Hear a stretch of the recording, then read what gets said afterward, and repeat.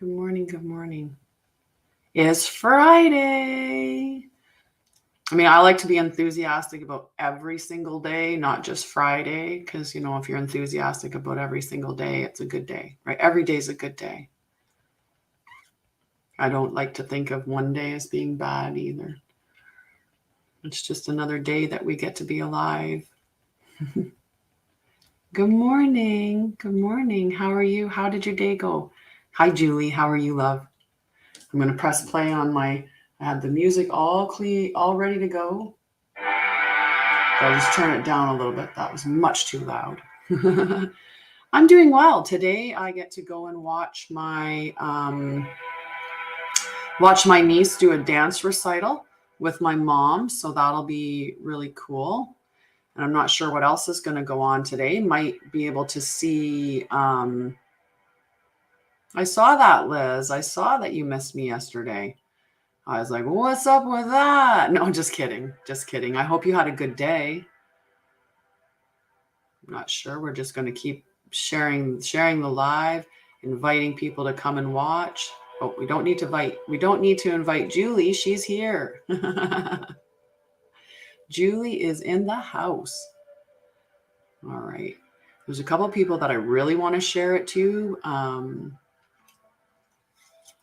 But I feel like they might be more like sleeping or something.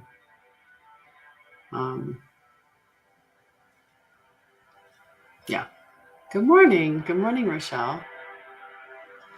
That's okay. You know what? We managed yesterday. I think yesterday I was a little bit late, wasn't I? It was yesterday. Yeah, yesterday was the day that I had the session. I was doing some education, which was really awesome.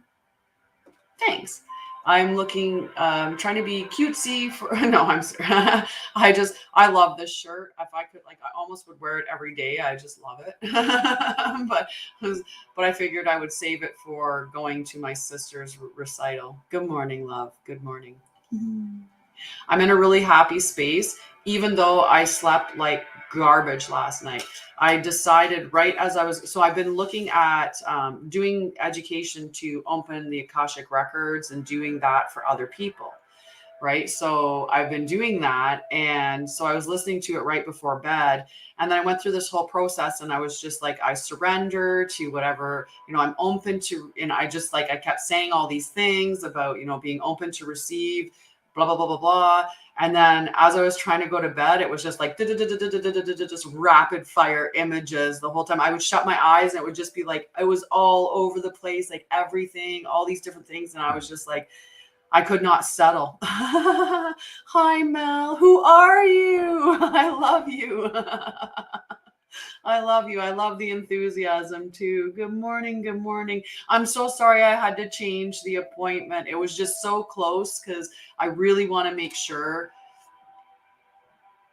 I like it when we get on the same page for sure. But I can't encourage everybody to come to TikTok. Unfortunately, some people don't want it. But yeah, and my tummy was off yesterday. It's still bugging me. I think it was like yesterday I had a glass of milk for the first time. I don't even know what prompted me to have a glass of milk, but I did. And ever since I've been just sore in my tummy. So maybe milk's not an option anymore. Yeah, I was just like, it was so close. I was like, oh, it's just, I'm just like, I just don't know. Cause I'm probably going to talk to you longer than just an hour. All right. That was the thing is I'm like, this is our first time together. I'm going to want to spend more time with you. Hi, Marilyn. How are you, love? How did you feel after last night? Let me share with me if you felt good after last night's meditation or if anything came up for you, for sure. And just a reminder, next week on Thursday is the new moon eclipse and it's in Aries again. So it's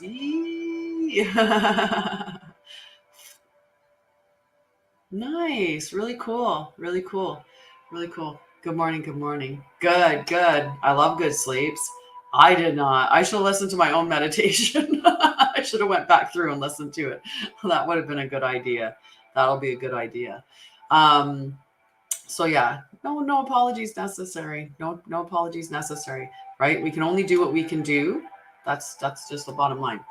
So we're going to do, I just wanted to remind everybody, because the new moon and the full moon ones, they're the really big ones. Like when we're doing the check-ins, like the third quarter and the first quarter, those are, we're going over the information that we did for the first or the full moon. And then the rest of the information is just that little check-in and then the meditation. So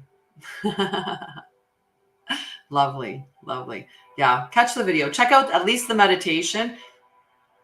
I think the meditation is, if you go about 15 to 20 minutes before the end of the video, that's where the meditation will be. It was a shorter meditation last night.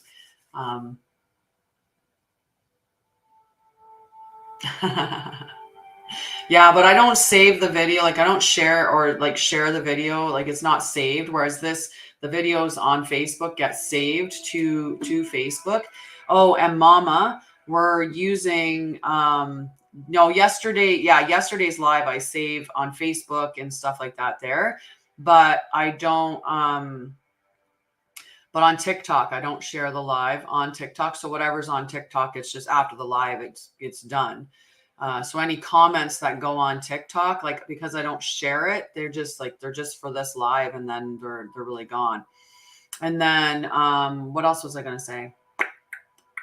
The video we were talking about, Julie, was the third quarter check-in, which was in Capricorn last night. That's up in the Divine Feminine Healing Collective. And Mama, we're using the new sheet, the one that you did, the daily mock-up. We started using that yesterday. Okay. Yay. Thank you for the tiny Diney. I love the tiny Diney because it's super cute. So Diana from Facebook would like to be put on the list, and we can start adding Mama's on the other list. That's what we switched it yesterday. So we're going to start using the new list, and when we used it yesterday, it seemed to go okay. So we can do that. And Diana from Facebook would also like to be on the list. So yeah. But we're going to do our start with the heart focused breathing, because let's get ourselves into coherence. Like I said before, this is a really, oh yes, I still have some cold coffee. So let's get rid of that. So let's get into coherence, right? And remember what I was talking about with doing this breathing technique is you should be doing it 3 times a day, right? And if you spread it out, then you have your body in that heightened healing for pretty much the whole day. But mostly it's to regulate your body so that your nervous system can calibrate to what is safe. Because oftentimes, when you grow up in a chaotic environment, your nervous system thinks that that's the normal environment. So that represents safety. So we want to do this so that we get our body reacquainted with what safety really feels like. So it's an easy breathing technique. The heart focused breathing is merely focusing on the breath coming in and out through your heart space and slowing down and deepening your breath. The 5-second mark is the mark that the Heart Math Institute measured as being the most common length of breath that fit for people. But you adjust it to what feels comfortable for you. So if you have any breathing difficulties, maybe you want shorter 4-second. If you have really good lung capacity, maybe you want a 6 or 7 second. It's whatever feels comfortable for you. But the point is to focus on the breath coming in and out through the heart space. So the other part of that is if we want to kick it up a notch, which I love to do. So if you want to kick it up a notch, you can add a renewing emotion. So emotions aren't good or bad. They're just information, right? So they tell us something about our environment, and it's energy in motion. So we can either adopt energies that are depleting, or we can have emotions that are energy depleting, or we can have emotions that are energy renewing. So that's the way that we classify the emotions. Nothing's good or bad. Like I said, they're just telling you something. So the emotions that are energy renewing are things like care, appreciation, compassion, gratitude, love, joy, calm, relax. Those are all in the energy renewing sphere, energy renewing side. Energy depleting emotions are like guilt, anger, hate, frustration, disappointment, shame, blame. Those types of energies are emotions. Good morning, Rochelle. Love you. Have a wonderful day. Wonderful day. Love you, friend. Okay. So we want to, and think about that. When you get angry or frustrated, how afterwards you feel like, right? You're just tired, right? But when you have that moment where you're thinking of like you're joyful, when you're in that expression of joy, you're like, yeah, let's do this. Let's go, right? If somebody said you want an all-inclusive paid trip to Greece with all of your favorite friends, would you not be like in a joyful mood and energetic, right? You be in that like, yes, yes, right? Because that's an energy renewing emotion.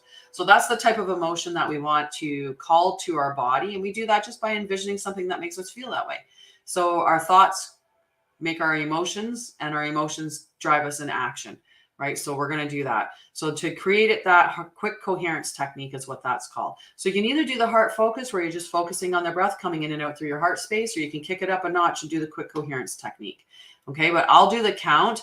And the easiest way to do this is to breathe out all the air first before you start. And then you're going to start breathing in as I count. Okay. Good morning, Rick. I got you on the list, Diana, just to let you know that. Okay. 11:11 on the time as we're starting. Let's exhale out.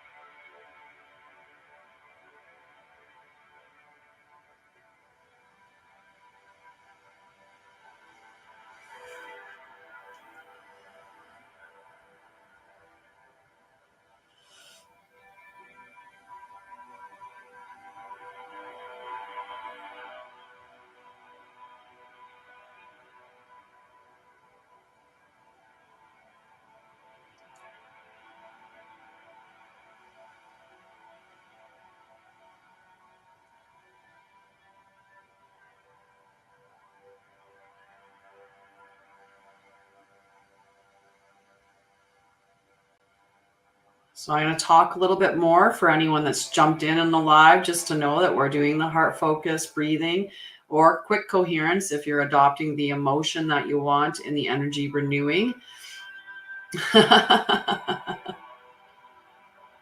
I did. I've been having my feet in the earth every day this whole week, and I'll have them in the ground again today. Good morning, Amanda Joe. So we're doing the heart focus breathing technique, and I'm just going to walk you through that again.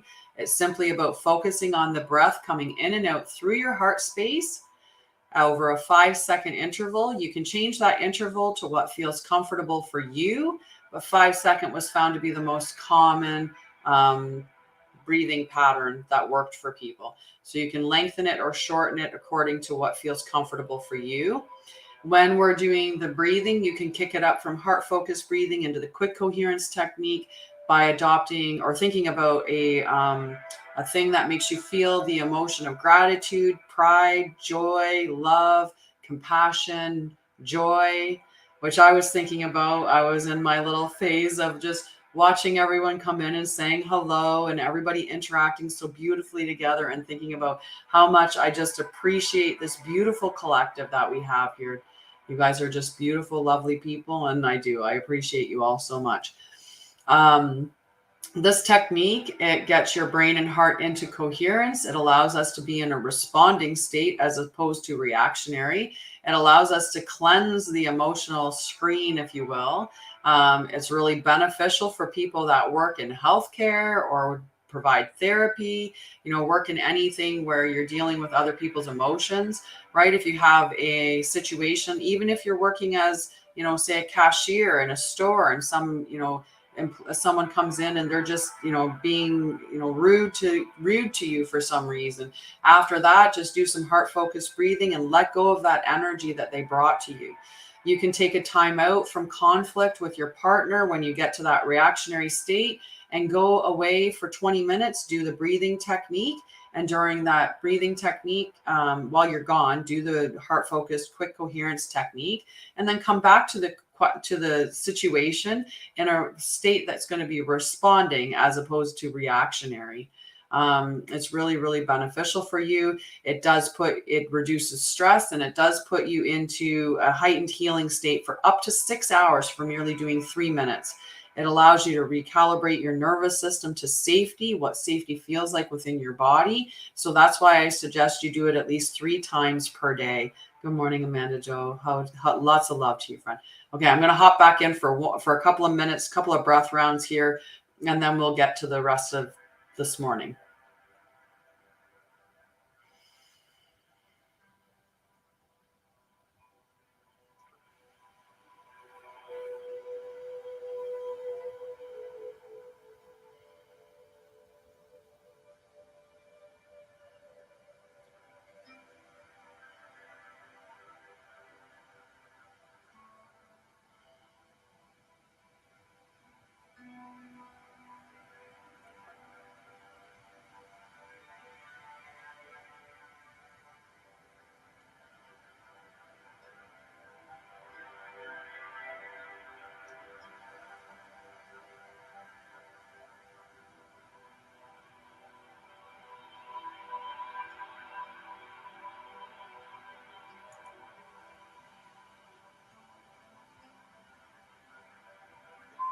So we came in at 11:11, ending at 17:17 is what time I saw on the clock. Beautiful times this morning, beautiful times. You can continue doing it as long as you want. You don't have to hold your hand on your heart space. I just choose to do that because it allows you to have that little bit of a focal point. The more that you get doing it, the easier it is for you just to focus on that space.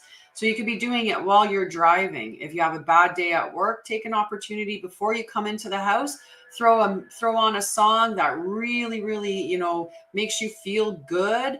Listen to that song, do that breathing, and then leave everything from work at work and walk through that door all clean and fresh into your home environment, so you're not taking stuff in with it. Good morning. Good morning, Amanda Avila. I love you. I love you. I'm so happy to see you this morning. I feel like it's been a little while. I hope you're doing well. Okay, so the reading for today, and then we'll get into everybody else's readings and or the cards. And just a reminder that April 17th to 21st is the Divine Healing. In the Divine Healing collective, in the Divine Healing group on Facebook. I'm going to turn off invites. I don't do invites with people unless I've cleared that beforehand. So in the Divine Healing group on Facebook, I'm doing the Divine Healing free events from the 17th to the 21st. So all next week from 5 p.m. till 6:30 p.m. Eastern. Okay. And when we're doing the Divine Healing, remember, it's a completely free event, and it's just showcasing what I did to heal my trauma and health using holistic techniques. So I go through food, I go through exercise, I go through mindful, I go through a bunch of stuff. Right. I also go through like the trauma stuff that I did. I go through shadow and inner child and shadow work. There's a bunch of people who have been a part of it before, and they really, really enjoyed it. So before, I was giving away a 3-month package to work with me, but this time what I'm going to do is I'm actually going to just be giving away an oracle card reading, and I can send you the links. If you're not on Facebook, you can join through my webpage, and that's acceptable as well. But I like the Facebook group because there's a little bit more interactiveness that's there. I'm not, just until I get more familiar with how to utilize the Wix app to make it more of a more of a community. The Facebook app, like the group in Facebook, just works better for that. Next week on Thursday in the Divine Feminine Healing Collective is the new moon eclipse in Aries. So, and it's the second new moon in Aries. So this one here is just, it's definitely attended if you can. What else do I have to share? You can also book individual readings with me. They're 45 Canadian. They are 45 minutes to an hour long. Then I have a variety of different readings that I do. But they're lots of fun when we do them. You never know what you're going to get. I've also just completed doing some quantum regression and integration therapy education. So I'm going to be starting to practice that with clients as well. So this is really, really exciting stuff. Good morning, Guy. I tagged you in Facebook. Someone was looking for a travel agent. So I tagged you in a couple. I think I tagged you in 2 posts, but at least one I know for sure. So definitely check that out. So we'll go through that, and I am working on like learning how to tap into the Akashic records and do stuff like that, because that's not something that I had previously been educated in. So I'm doing that education now as well. So I'll talk about that as we go along. So like I think that when I do the quantum regression and integration therapy, the price is probably going to be you'd get 12 sessions in 3 months. So basically one session per week of the quantum regression and integration therapy. You'd get one per week. And I'm thinking of the price point of being $3,333. This will, it's huge. It's huge what it can do for you with eradicating trauma, addiction, all kinds, anything that you want to remove from pain. Pain's another thing. People who've had pain for 10 years after one session, no pain. So we can, it's huge. Like my guides are telling me, yes. Like I'm so cold right now. Like I'm vibrating, literally vibrating with it. 12 weeks for $3,333. 12 sessions is what you get with support in between those sessions. And that's still a steal, because the person that I know that he charges that in the UK, 3,333 UK dollars. So it's huge.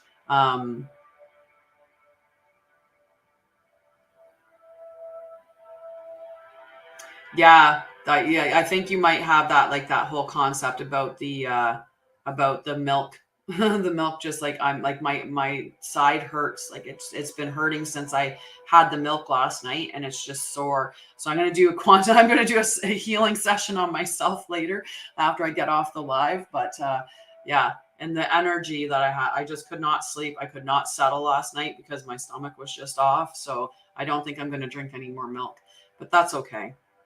I don't put sugar in my coffee. I don't use refined sugar, and especially not anymore. I did a healing session to get that the sugar out of my system. And I do, when I think about eating certain things, like even there, when I had a brief thought about having a chocolate bar, and my system's just like, ugh, just just nope. Just a hard pass on that. And I'll be connecting with her as well.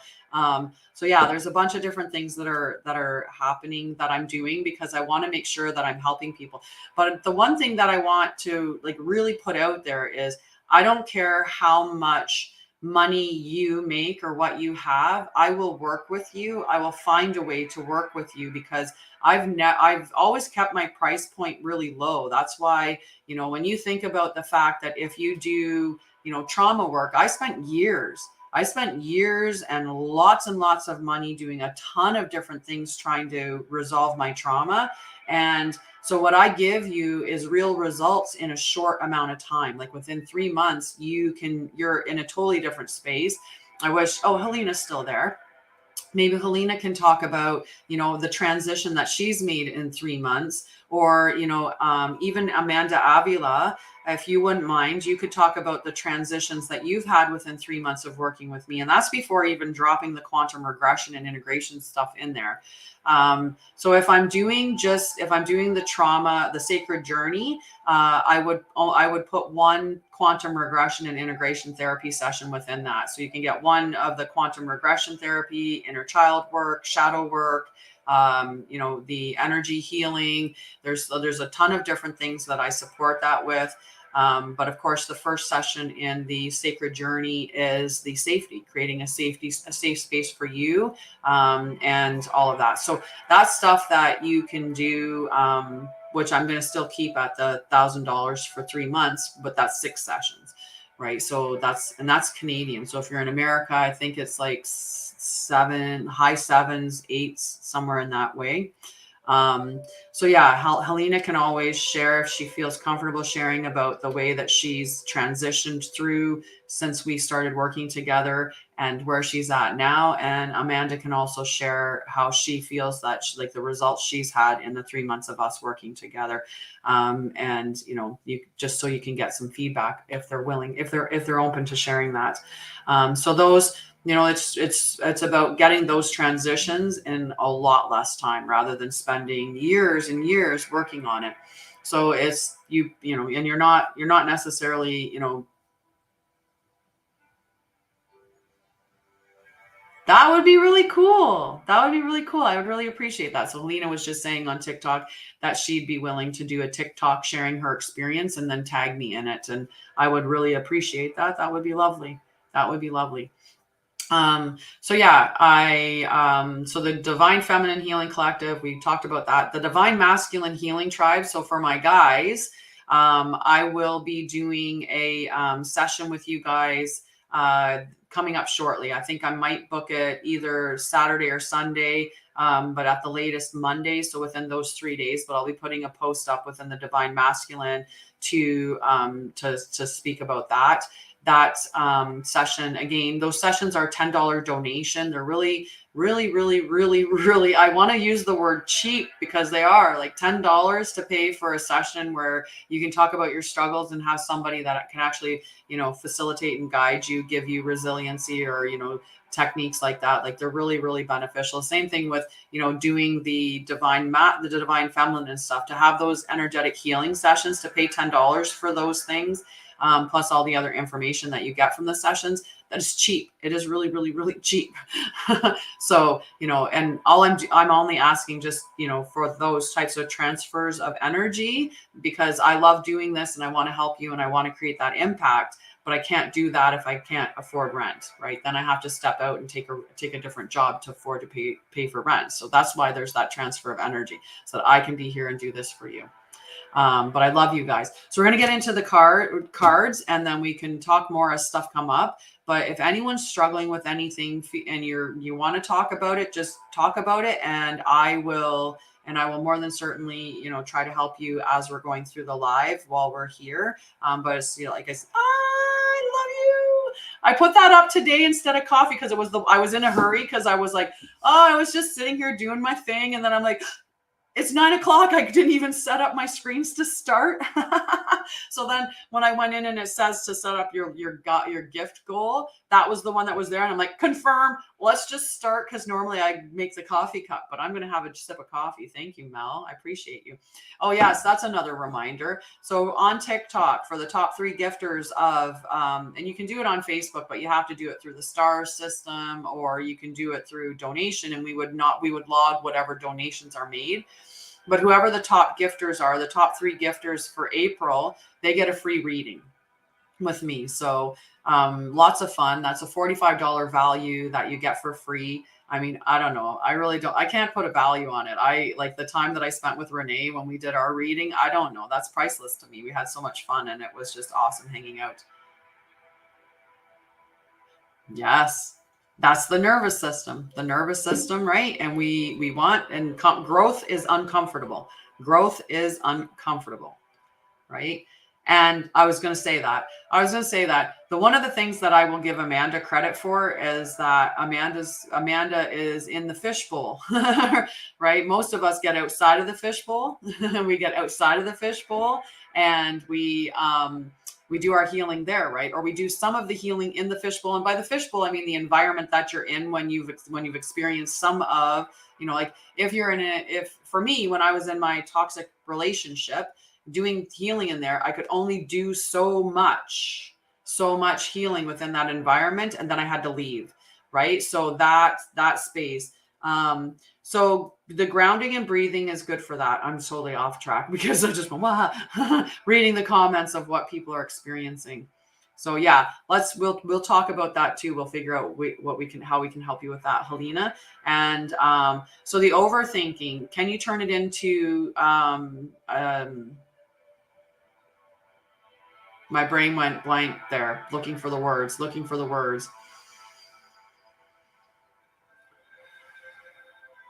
Right. Exactly. So sometimes I'll stay on Amanda's thing or like on the thing that Amanda's post made me think about. Right. So when you're in an environment that's toxic, you can only heal so far, but then you have to leave that toxic environment, because if you're constantly being re-traumatized, it's hard to complete the healing journey. Right. You're always going to have your nervous system throwing you back to that chaos, even though you're trying to create calm. So creating calm within the chaos, you can do for a certain amount, but and I've used this before. If you're in an abusive relationship and you're trying to heal your trauma, it's really hard to do that when you're not sure if you're going to get hit again, because your body is still in that like waiting. And if it does happen where you do get hit in that traumatic, you're back so far. Right. So sometimes we actually have to leave the environment to complete the healing journey. When you stay within that environment, it makes the healing journey take longer. It really does.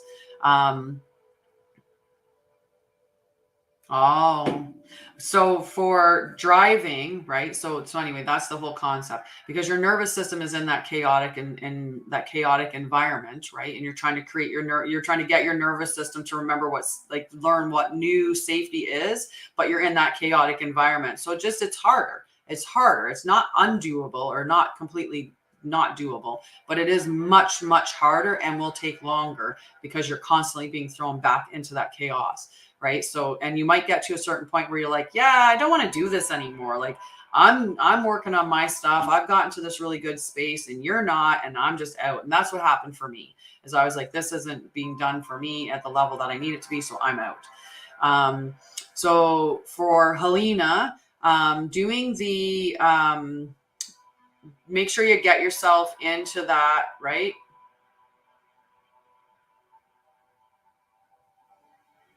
Oh yeah, I feel like a kid too. We are. You have a lot of regression, right? Oh, I love you, sweetheart. I love you, sweetheart. You have a wonderful breakfast date with your mom. My mom is coming today too. So one of the things for you, Helena, would be to do the heart focused breathing before you go. I used to, and if you have things that really like are grounding for you, right? So, something, if you're before you're getting ready to do this, so I'm not sure how many days you have before going to do it, but you could make a totem with like a rock, right? If you had a nice, like say amethyst, which is calming as well, right? And if you use that amethyst and like you're holding on to it beforehand and you're putting that soothing energy into it, then when you're going into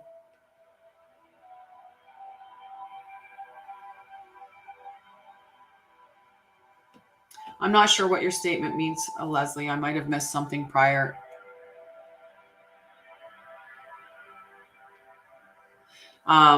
So getting yourself really calm before going on it, right? Yeah. So the amethyst is really interesting that I was thinking about your about amethyst, and out of all the stones I could pick, but not just because amethyst is calming, but having that as your kind of your totem, right? So knowing that it's with you, you have it on you, you're safe and secure. And the breathing, right? You can do the heart focused breathing while you're driving, right? You're just going to focus on it coming in and out through your heart space.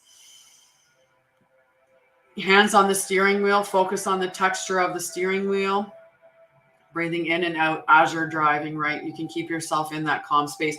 And just remember, you can always pull over and rest for a minute, get out, walk around, right? Doing that stuff. It is definitely not selfish. You need to put yourself first.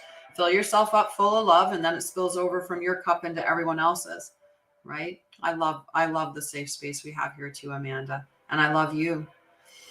And for Amanda Joe, she was talking about overthinking, right? So when we go to a solution, right? When we're looking at solutions, right? Sometimes we have to remind ourselves that it's just fear, right? Like it's fear coming up that's pushing us into that space, right? And it's not the truth, it's not the reality, right? Sometimes we'll look at the future and we look at it through that viewpoint of the worst case scenario that's going to come to us. But holding that fear-based scenario, that's just bringing our nervous system into a negative space.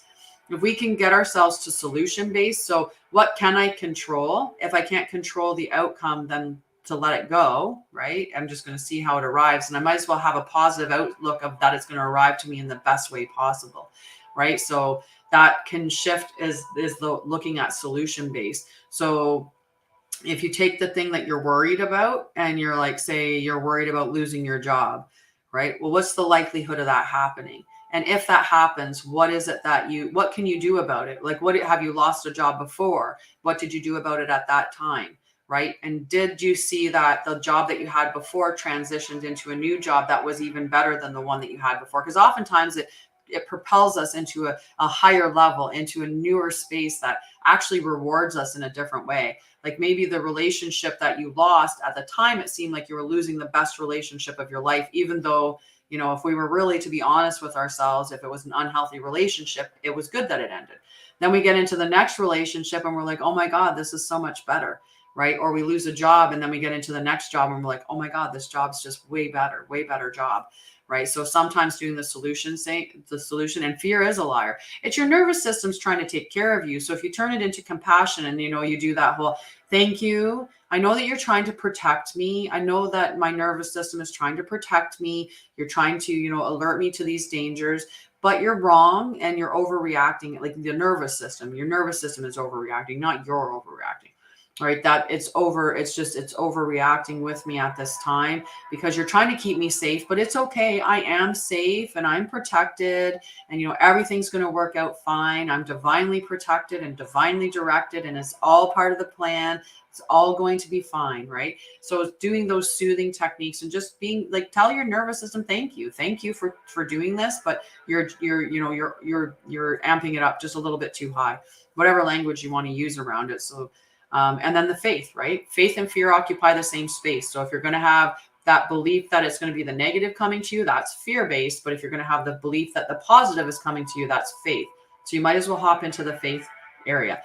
The other thing that you can do is always sit yourself a worry time. That's one of the things that I did was I created a worry time so that when I would worry outside of the time, I would say, now is not the time to worry. I can worry at this particular time that I've set up in my calendar, and you block it off. You say, for this hour, I can worry.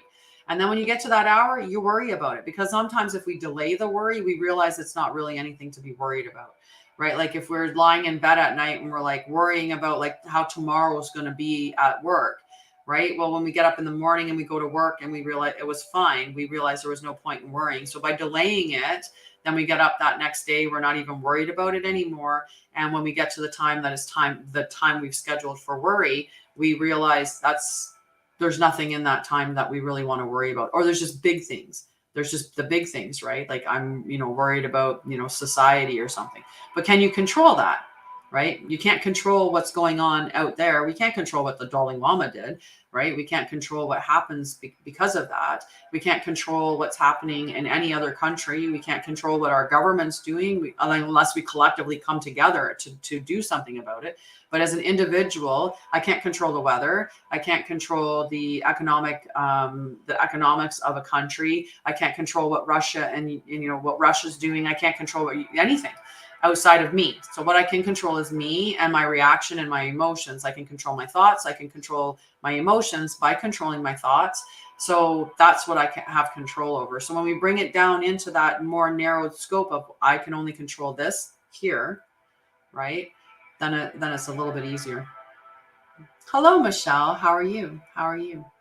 And yes, get out and ground a little bit and get in nature around the trees, and even go and ask a tree, what do I need to be what do I need to be focused on right now, and let its wisdom come.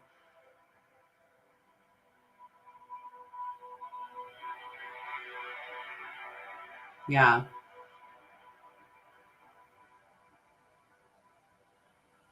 Yes. Listening to frequency music, right? The frequency I have on right now is 528 hertz, right? And 528 hertz is the love frequency. You could put on 174 or 417, 432, right? Just find something that's really calming for you and listen to that during your drive. It's really, really beneficial. Okay. Awesome. Okay, so we're going to get to the reading. We had a really, really good chat today. I am doing very well. I love you guys. I love you guys. If anyone else has anything, that's really that they're struggling with by more than I do. I do.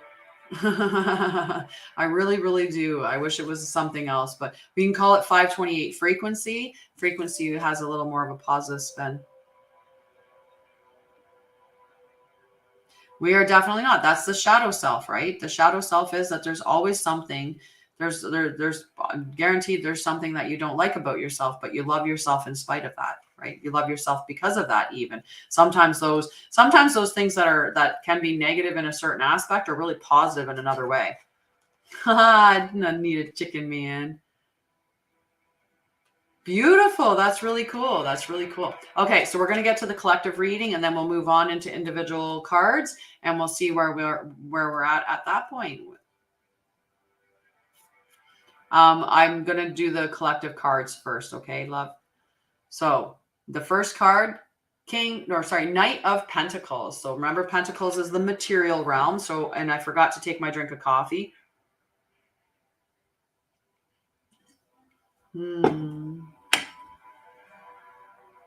Good morning, Renee. You must have heard your ears ringing. I was mentioning how it was really lovely when we got to connect with each other in our reading, that I really find the time that I get to spend with the people who spend time with me here when we get the one-on-one time, like I just find it to be absolutely priceless. But I really enjoyed doing the reading with you. All right, Knight of Pentacles. We had him recently too. So the Knight of Pentacles is diligence and hard work, determination, steadfastness, building material security, safety, being pragmatic, expansion. He's toiling and tilling his lands and enjoying every minute of it. More practical than the other knights, he improves things for himself and for those he loves, with his steadfast and consistent momentum. Devoted to solidifying foundations, he assures you that extra care today will multiply your harvest tomorrow. It's time to show fierce loyalty, pride, and trustworthiness, and to tend to your home while uncovering your unwavering ambitions for the future. Sometimes this energy is so stable that it feels repetitive. So if you're feeling resistance, or if you'd kind of prefer to stay in bed, find the joy in your progress. The journey is the thing. Uncover heart-stirring enthusiasm by allowing yourself to believe in something brighter. This is a card of infinite expansion, and with time and faith, your seeds will take. Follow through on your plans and promises, and move any stagnant energy that's blocking you from your dreams. Seed by seed, I plant my future with rock-steady foundations of faith. Right? Just a beautiful, beautiful card. That steady momentum, right? And that's the whole thing about manifesting. When we're manifesting the future that we want, the first thing it starts with is a vision, right? You have to vision what you want. You have to know what you want is the thing, right? You have to know what you want. If you don't know what you want, then they don't know what to get. Like the universe doesn't know what to put in front of you. If you're wishy-washy, and like I do that sometimes. I'm like, I would love to have a house in the, like on a lake in the middle of nowhere with my little greenhouse and my little, my little hobby farm. And, I'll have my own little chickens and eggs and all, like my lovely little life. And then there's other times when I'm like, but I want to impact the world with change. And I want to, I want to be on the stage, and I want to help so many people. And, I want this big, big life, and I want to travel, and I want to do these things. Well, if those things are opposing, which they're not necessarily, right? Having a beautiful little hobby farm and traveling the world are not mutually exclusive of one another. So, but if your view is opposing each other, then the universe doesn't know what to give you. So be clear on your vision, and then adopt the feeling of having it, right? Act as if it's already here, right? And that doesn't mean that if you think that you want millions and millions of dollars, you spend money like you've got money to spend and millions of dollars, right? Because then you're going to probably put yourself in a bad situation. But it is like in that feeling like, how would you feel, right? Would you rush through your walk, right? If you've got millions of dollars, would you be rushing through your walk? When I have millions of dollars, I don't walk nice and slow, let my dog smell the flowers. I'm going to smell the flowers. I'm going to take a nice leisurely walk. I don't have to rush when I've got millions of dollars, right? So it's kind of that concept of adopting the feeling as if you already have it here. That pride, you'd be really, maybe really proud of yourself because of the work that you would have done to get to that level of success. So you're proud of yourself. So feel as if. And then it's just that steady, consistent work towards your goals. Every day, get up and do something towards it, right? Don't wait for it to just like drop into your lap, like, just give it to me, right? Like, you have to do those three pieces together. And that is beautiful. I want a quiet place by the ocean where I can heal and rest. Exactly. Me and CJ got the same vision. Place by the ocean, so you can, or a big lake. I just want to be near. I want to be near like on the water. I say near. Right now I'm near the water. I want to be on the water. Good morning, Kita. How are you this morning, love? So the second card that we got was the Hermit card. So the Hermit is is in the major arcana, so instead of in the minor. And with the Hermit, let's see what he's going to tell us about. We know what the Hermit means a bit, right? It's always about that little bit of isolation in a way, but this is inner reflection, meditation, contemplation, soul searching, inner wisdom, spiritual mentor, finding your guide within, taking time away from the chaos of a busy life, and hermiting. That's that, the isolation stage. But it's not, this is not, when it's in the positive, it's not about isolation, right? Right? Yes, Helena, exactly. That's okay, love. That's okay. You don't have to apologize. Nobody ever has to apologize for me for showing up late. Nobody. Okay? Nobody. That's you get here when you get here, and I'm happy that you're here no matter when it is. So it's time to make space for your sacred aloneness and self-care. If you're feeling disconnected from your spiritual north, this time of solitary withdrawal will help you to connect with your own compass, soul purpose, with your own compass. Soul purpose, spiritual awakening, and deep inner wisdom spring from this energy. Sometimes we run the risk of being so introspective that we lose our connections to others, or worse, we can dive so deeply into our stories of struggle that we inadvertently begin to believe that our wounds will be a part of our forever identity. In the deepest trenches of self-discovery, we must remember that our continual search for our own healing and inner truth does not mean that we are not ready for whole and healed, that we are not already whole and healed. Emerge from your inner retreat with beautiful insights from spirit and allow yourself to navigate the path with your brightly illuminated heart. Inner sage, inner mentor, inner guide. Show me my brightest light so that I may see with all of my heart. Just beautiful. Yes. I love it. Party time. I'm all in for party time. So then the next card that I pulled, or the last tarot card, is the King of Swords. And if we're going to get a sword card, the King of Swords is a pretty good card to get. It's a pretty good card to get. So the King of Swords, swords are mental. Okay, so that's the mental realm. So let's see what our king is telling us about. Intelligent, logic, rules and law, clear thinking, a strong communicator and leader.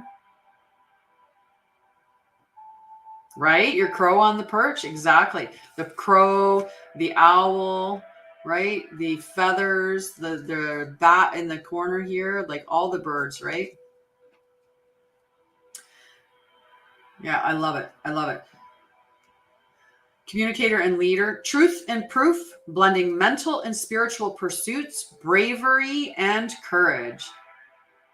Nice. I like that. Intelligent and diplomatic, this king leads with facts, rational, scientific principles, and the logical mind. He has an affinity for rules and thought, and he suggests finding impartial clarity before you take your next step. Even though he always seeks data and proof, he also knows that blending experience with inventiveness or blending intelligence with emotional and spiritual energies allows for well-rounded success. Be courageous in the pursuit of your path and find your own methodical, confident authority by knowing the way rather than just feeling the way. With truthful communication, it's time to help others in a way that is honest rather than manipulative. Find wisdom in your experience and seek to become the success engineer of your life. With a confident, clear thinking, you will find your success. I make intelligent and wise decisions about my future, right? It's just beautiful. Isn't that lovely, right? Everything divinely, right? So the last card that I pulled, good morning. Yes, thank God. I'm cool with every day. I love every day. So they are very clever and very mischievous. So the last card and the tarot card that I pulled is a Grand Symphony. Look at that beautiful card.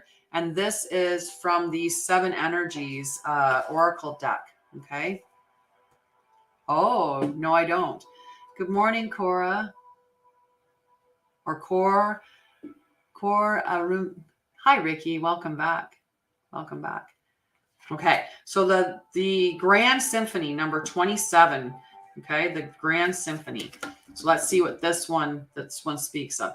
Inclusivity, being part of the whole, removing bias, seeing the interconnectedness of all, knowing that everything you do has a consequence, unity consciousness, which is what we have, right? We are all one.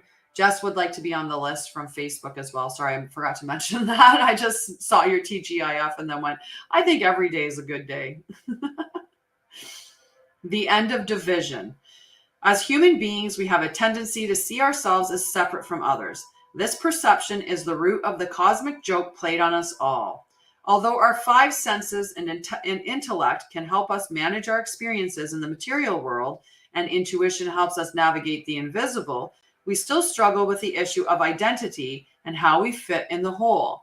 You're facing a paradox today. You need to focus on being your unique self, for only you can bring your own special harmony to the symphony of the world. Each instrument plays a beautiful sound, and in each instrument could make a song on its own. But what makes a song even better is when you bring all those instruments together and you create a symphony, right? So be the unique instrument that you are and join in with others and create that beautiful symphony, okay? But equally, you need to learn to be selfless and put we before me, seeing yourself as a part of the consciousness that unifies us all. You're being invited to step back and see the bigger picture until your individual part on the world stage disappears and blends with the glory of all life. It's true that who you are and what you do counts in far-reaching ways.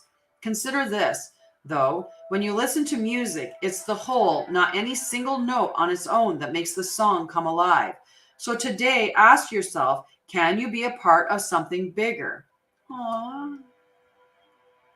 Love you, sweetie.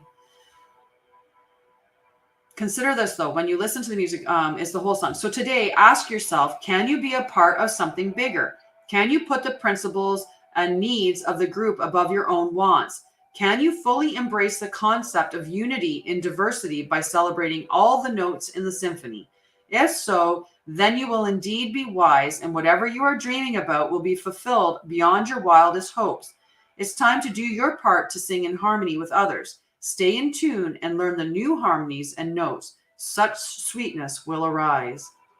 Right? I love it. I love it. I love it. Just a beautiful, beautiful message.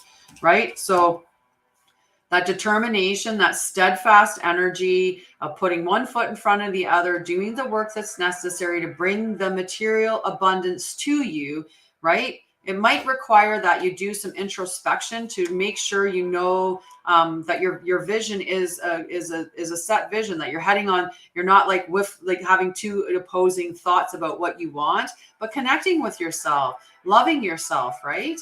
And then with that intellect and that intelligence, emotional intelligence as well, right? You can communicate and you can bring that energy forward, remembering that you're an instrument in your own right that makes this beautiful, beautiful music. But together, when you combine with other people, you bring a symphony alive, right? And this card, that's my message on it. But this card talked about it from that different aspect of, if you look at a single note in a song, that's not what makes the song beautiful. It's the entirety of the song, all of those notes coming together. So playing those notes together is important. But I love this message for us for today.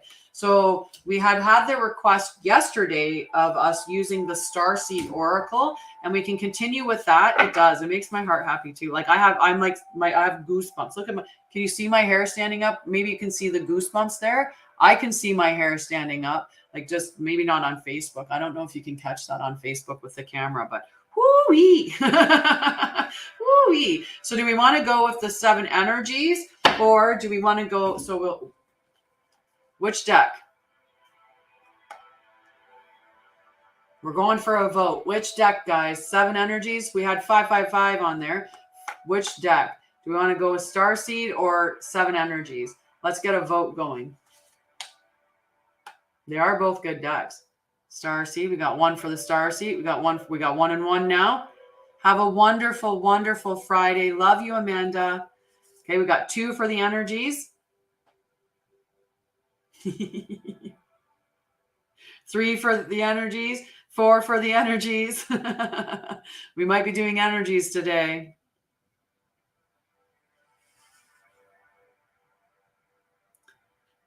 Mama's like, fine. Everybody wants the energies. Okay, so we only had a couple. We only had a couple for the Starseed, so we're gonna do the energies deck. The energies, it wins. You know what? I think it was the Grand Symphony that came out today that we were. I was drawn to the 7 energies today, for sure. 7 energies. It was. I think it called to me this morning, hence why I used it in the collective reading. So we'll get back into it. So Liz is first, and then Julie, and then Diana on Facebook. Okay. I love them both. They're beautiful decks, but we used Starseed yesterday. So let's go with the 7 energies for Friday. Let's see what kind of good energy we can have for today. Liz, the Oracle's gift. Number 37, number 20, 37. So when we do the draw, for like when we do the intuition, we will be looking from 1 to 49. Okay, 1 to 49. Okay, I'm gonna get myself into a comfy position, change my position, mostly because my feet are freezing.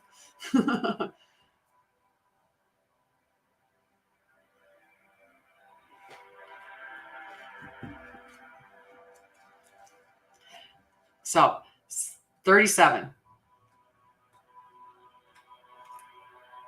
I'm sitting side.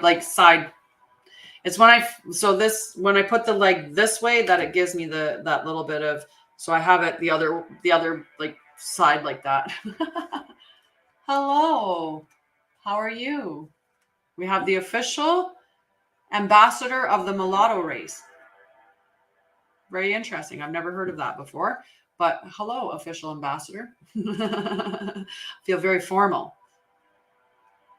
The Oracle's gift. Second sight, clairvoyance, seeing the future, fate as a future determined by the choices you make now, seeing the signs around you, recognizing potentials versus absolute determinism. How are you doing?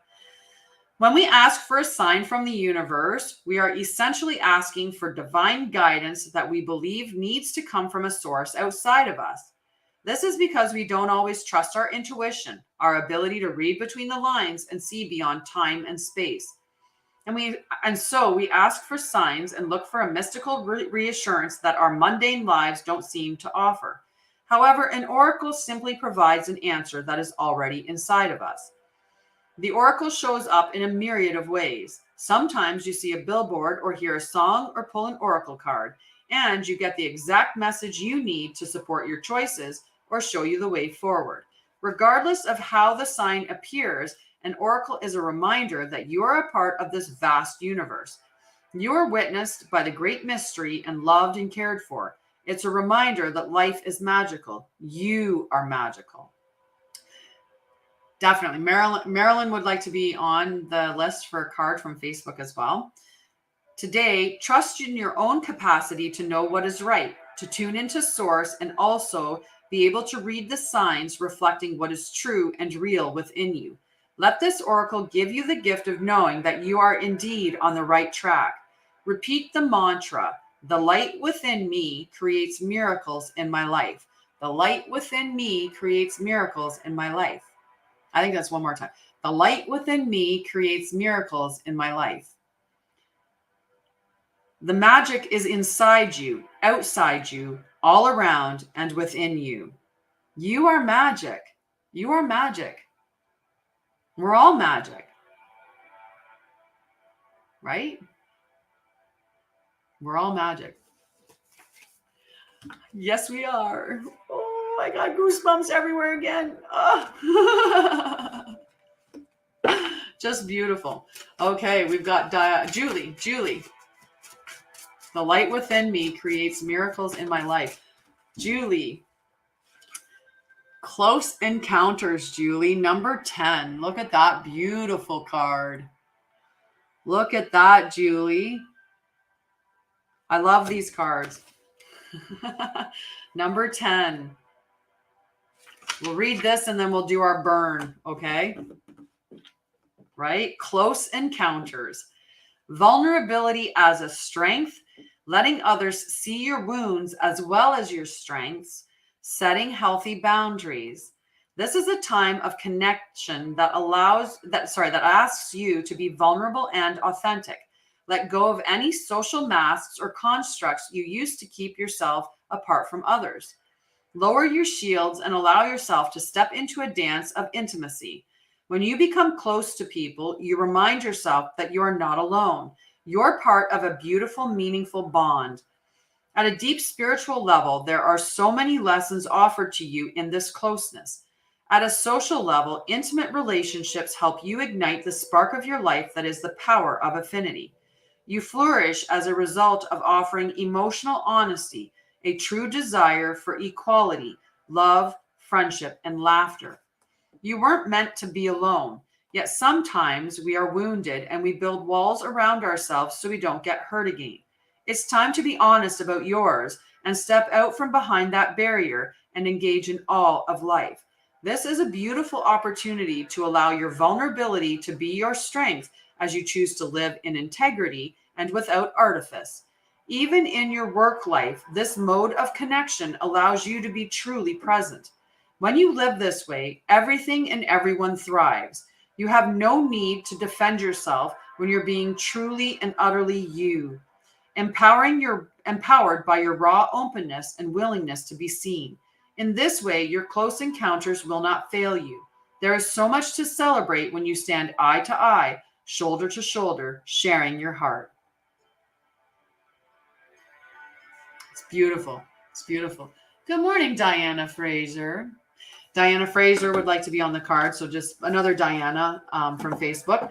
We have two. So I have to clarify. Second one. Yeah, and that's that fear of getting hurt again. But when we put those walls up, we don't fully let people in. So we never really have those really deep connected relationships, right?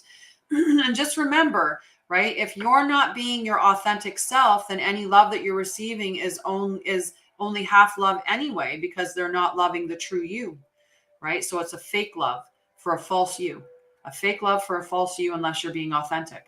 So there's a big push for you to be authentic, right? So you can get authentic love, true love for an authentic you. And then you'll be more willing to be vulnerable. right? But vulnerability, you do want to feel safe with it, right? Alrighty, so next is Diana Hool. Are you there, Diana?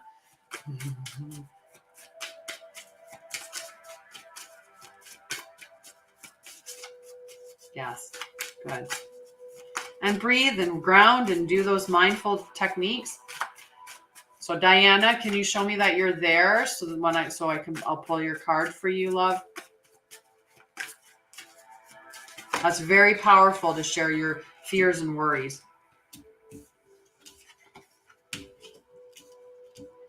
I'm pretty sure I know which card it is. Diana, I know I've got 5 people watching, so I'm not sure. I'm sure one's Marilyn and the other one's Diana Frazier. But is Diana Hool still watching? If you are, just let me know so that I can pull your card for you. Yes, can we get CJ on the list? Okay, I'm going to give you I'm going to let you see the card and you can put it down. Is this Diana's card? Is this Diana Hool's card? Is this Diana Hool's card?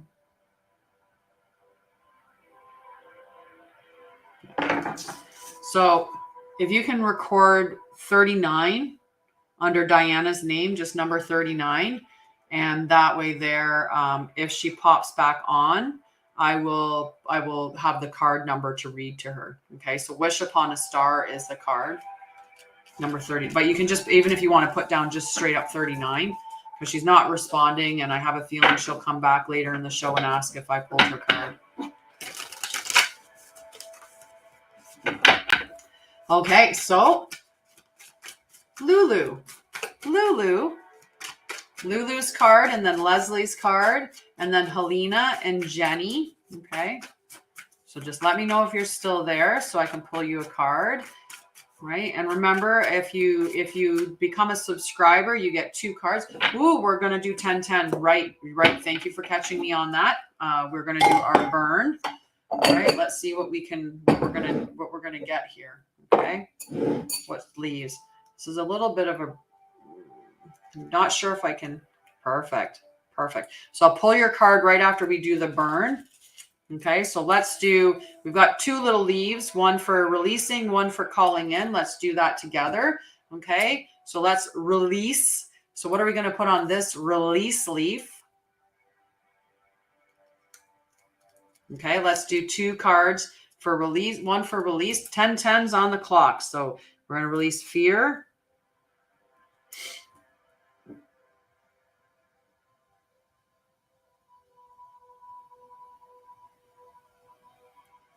Rejection.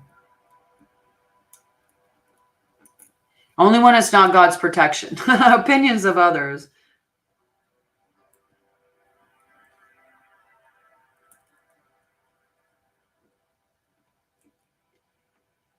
Blockages.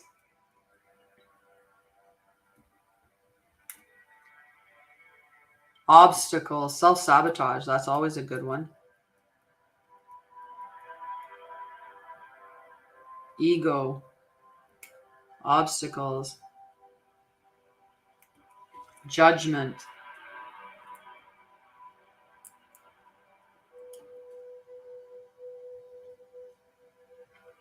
She actually resubscribed yesterday, and it was after I pulled her card, so she can get 2 cards today. Trepidation.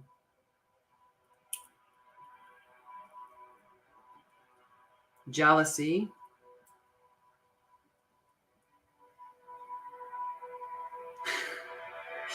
Guilt.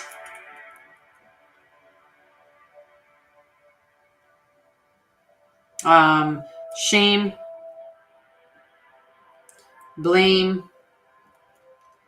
Hate. I had to put some down. And lack.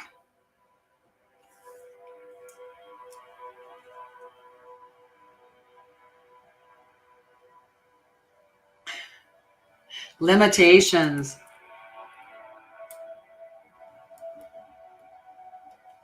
Illness. Poverty. Emptiness. Oh, that's lovely. Pain.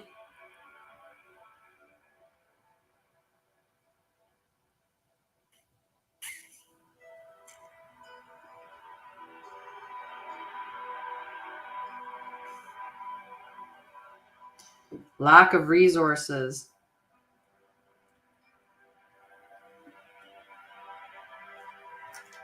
animosity, loneliness,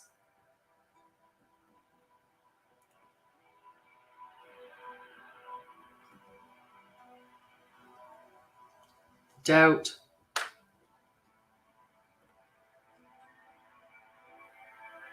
misunderstandings,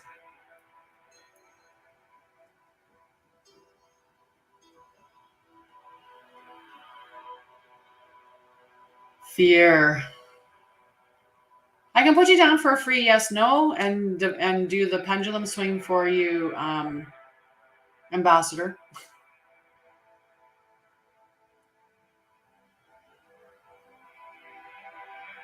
Stress. Let's let go of stress. Divisiveness.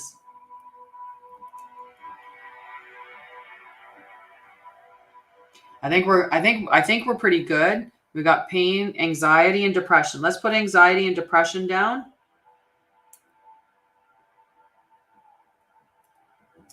And I'm going to put trauma because I can tuck it in that little space there. Okay. Ooh, lack of confidence. I think I can print really tiny.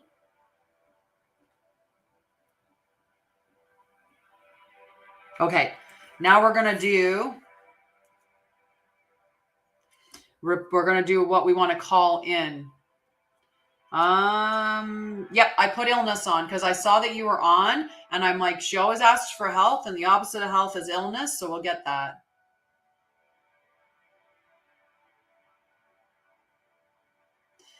Well, the government's not out to get you as an individual. They're just out to control everybody as a collective because they want to keep the money to themselves. Just putting that out there. They want to create the belief system that we're in a system of lack and fear, and they just want to put that out there so that we fear each other. We think we can't achieve anything. We live our small little lives. We go to work and shut up and just let them do whatever's going on behind the scenes, right? And there is an element of them wanting to control us as a collective. But yeah, maybe not you directly. All right. Okay. We're calling in some resources. We're going to call in love and joy, faith, trust, and pixie dust.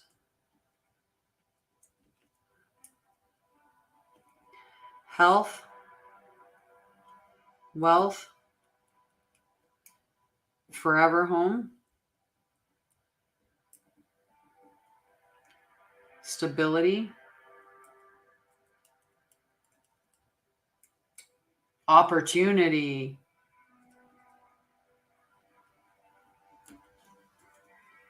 open doors, healing, self-worth,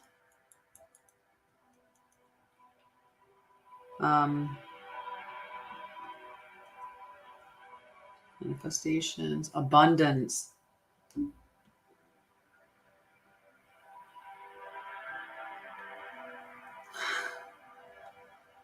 higher learning,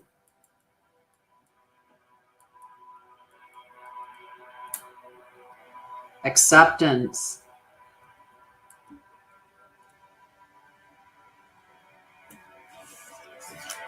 divine marriage,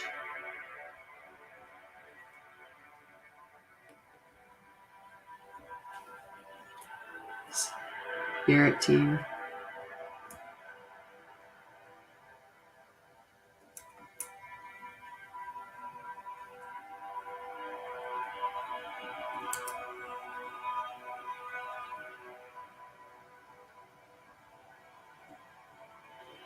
inner peace,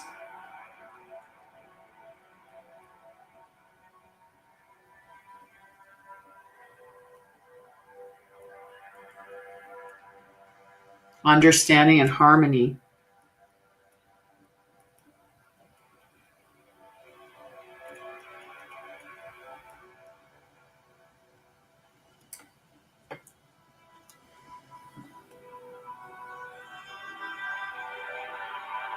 Peace and, I like that, peace and hope.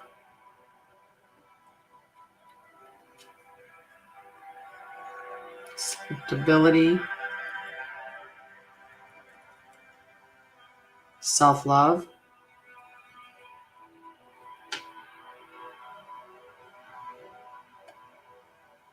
Confidence.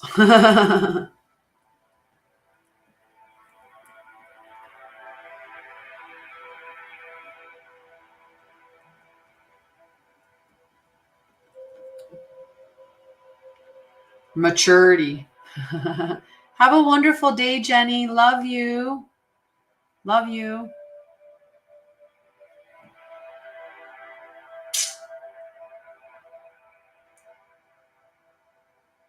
You just call in discipline, because discipline. Okay, I wrote really, really small. I wrote really, really small. Look at all the words on that leaf. All right, so we're gonna burn these. So we want to, when we're burning this one, we want to feel the release of it. And even if you're like whatever you want to release, and if it's everything that's on this leaf, you agree with everything that's been put on here, just believe that as this is going, you're just releasing all of that, and it's going back to source to be transmuted, right? We want to transmute that energy because energy doesn't die. So we want to send it away and have it transmuted back to love. So we're going to release it and have it transmuted back to love. Okay. And then we'll have the open space to call in what we want to call in. So we're going to feel this being released. Okay. And see it going to source and being returned to us being returned as love. Okay.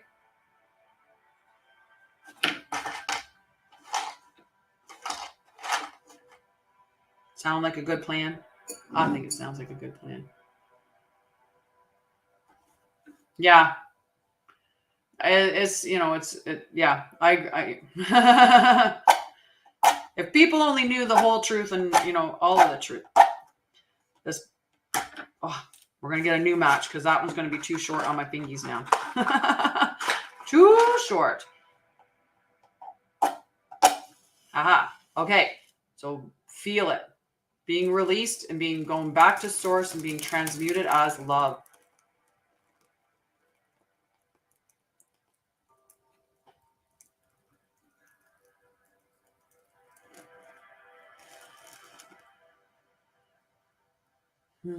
That went up really fast.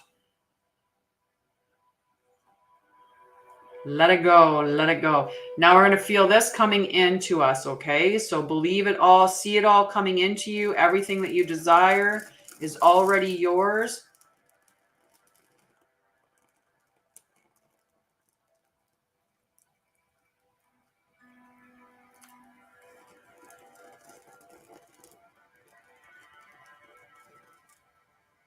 Okay. Now stuck to this. Let go. Let go my ego. You know me, I like to make sure every bit of it gets just. These leaves are being picky today. Or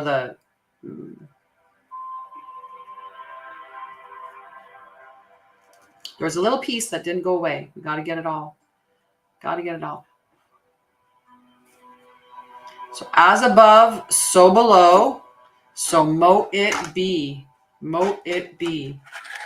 Blessed be.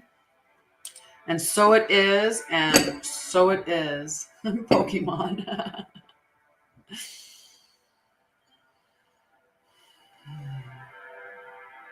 I just wanted to sit in the space of it all coming in for a little bit and the rest of it being gone.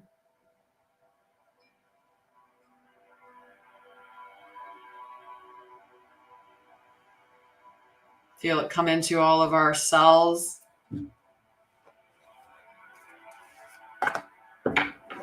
Sometimes that happens. I've found that before with having if you're hungry too, that could trigger it, right? But I've had that before. We're taking my multivitamins and having some water, and you can get that nauseous feeling. Okay, so Lulu's card is next.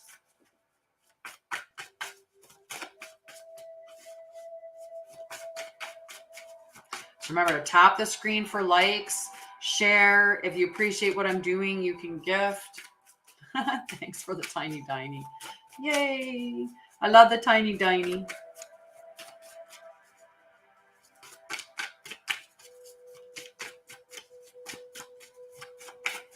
Yeah, exactly. That's why I was saying that, is because a lot of people do have to take it with food. Should look at your multivitamins to see if it does say straight on the bottle, take with food.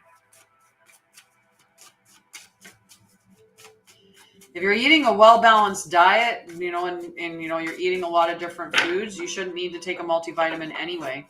You'd be getting all of it from your food. But if your stress is really high, then it's going to deplete it too.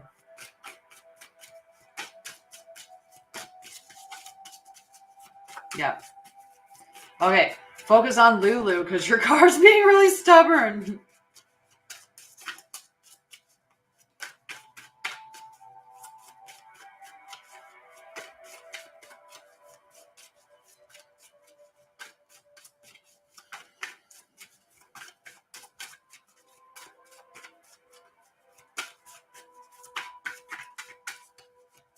Hi, Marie. Van City Labradoodles. Right? It's like, I'm going to make you pick it. It's going to make me pick it. Oh. Haha. The power of purpose.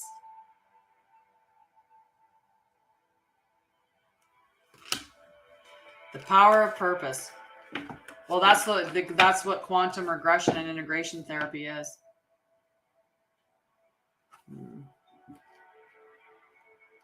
Number 18. The power of purpose. The power of purpose. Look at that beautiful card. You got a bullseye, Lulu, a bullseye. So individuation, seeing your unique place in the world. No, I haven't, Amanda. You are, so after Lulu is Leslie, then Helena. Jenny might have come back. And then Amanda. So Leslie, Helena, Jenny, Amanda. Okay. And then Anita, Renee, Jess, Marilyn, Diana, and CJ. Yes, I'm in Ontario. But if I think about it, I'm from the universe. No, just I have no affinity to my no. I just my soul fam's everywhere. Everywhere. Someday I might live somewhere other than Canada too. I don't know. Our government's not, let's just pass by that. Okay. Lulu, individuation, seeing your unique place in the world, a clear sense of authentic purpose, healthy self-esteem, letting go of conditioning, celebrating your uniqueness, you be you. There comes a time when you realize that you are destined for something that is yours and yours alone. The catalyst might be an experience with a special person, a path you choose, or something you feel called to do. You'll discover it's not necessarily what you thought it would be and has nothing to do with what everyone else seems to wants or seems to want. An uncanny conviction takes hold from somewhere deep and true. You feel a sense of power rising from the true sense of self, accompanied by a need for action, a commitment to explore something, or a purposeful choice.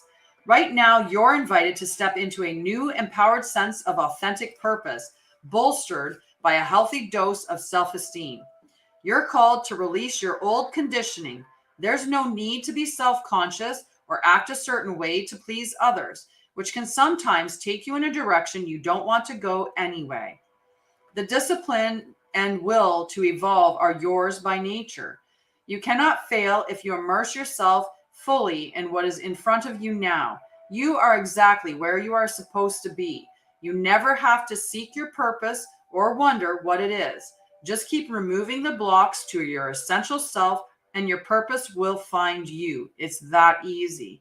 What a wonderful thing to know. And hello from Florida. I like the sun and I like the water, so very nice. You're so welcome. I think it was a beautiful message. I'm like overheating all of a sudden. Whoosh, whoosh, whoo, whoo, whoo. Just lift the hair up. Lift the hair up. Wait. Wait. I'm going to take the glasses off too and give myself a little rub, but where the two of them were hitting. Oh yeah.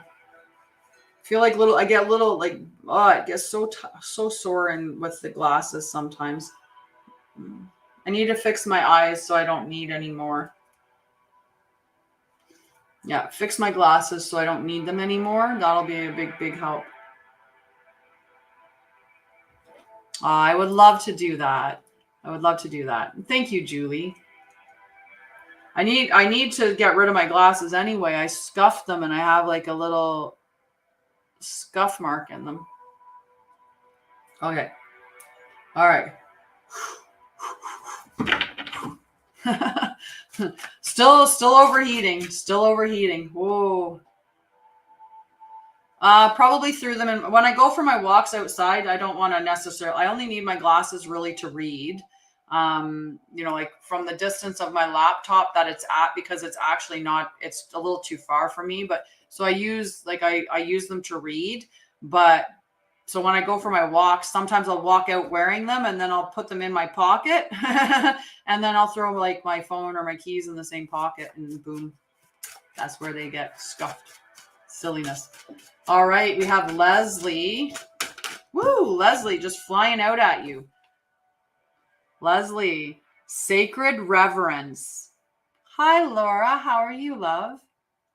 Sacred reverence. Okay, so I'm just going to hold that there for a second. Sacred reverence. Number 47.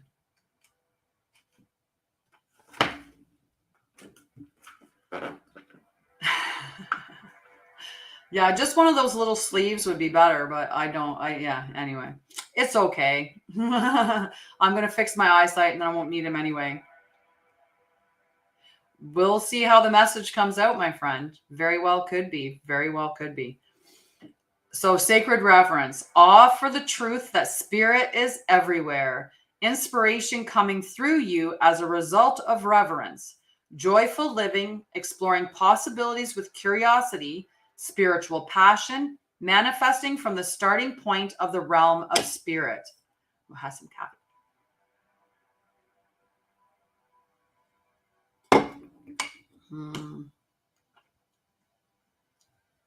Canada currently, I would think, yes. Hello, Mama. I'm going to take another sip then. And really the reasoning behind that would be the fact that we actually, like at this current time, we do have free healthcare.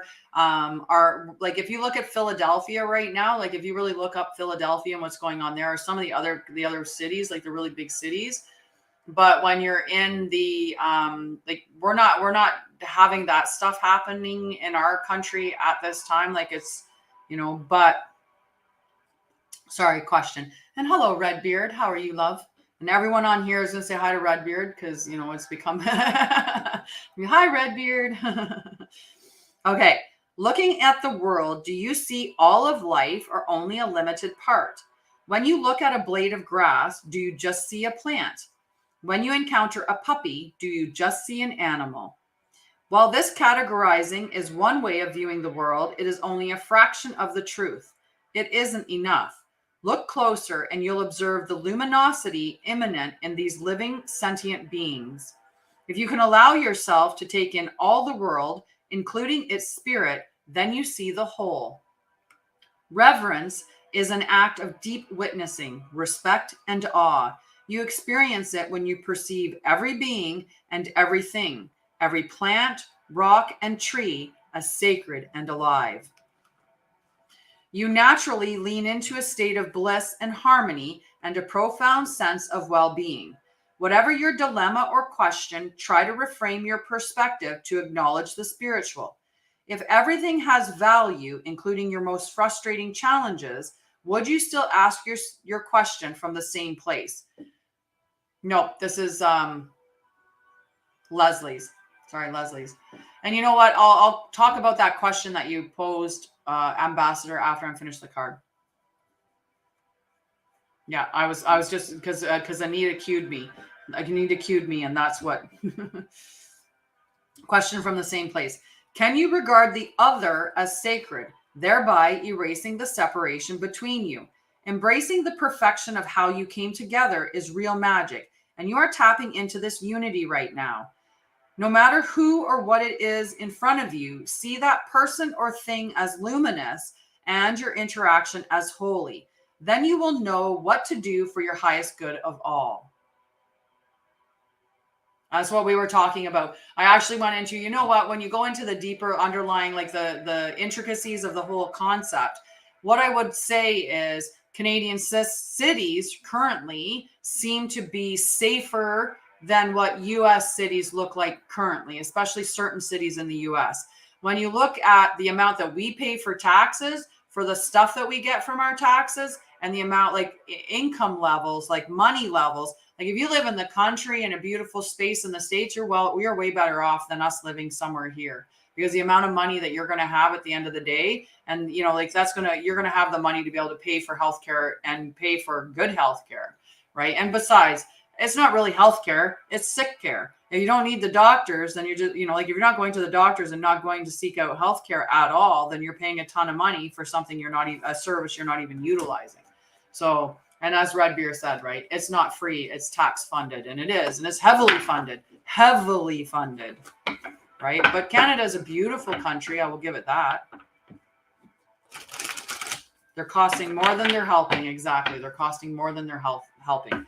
Yeah, I just went really quickly on the, like, when you look at some of the stuff that's going on in some spaces in the States, it's really, really like kind of scary and gross, right? Like it's not healthy, but no cities are healthy. Like if we really get down to it, no cities are healthy. We shouldn't be living in cities. We should be living in smaller communities.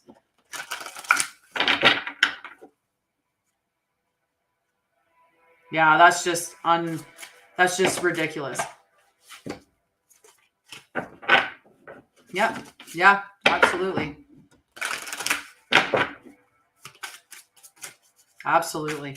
Okay, so Helena gets 2 cards because she resubscribed yesterday, but because I'd already pulled her card yesterday, I didn't do the 2 cards yesterday. So Helena's got 2 cards today. And then after Helena is Amanda.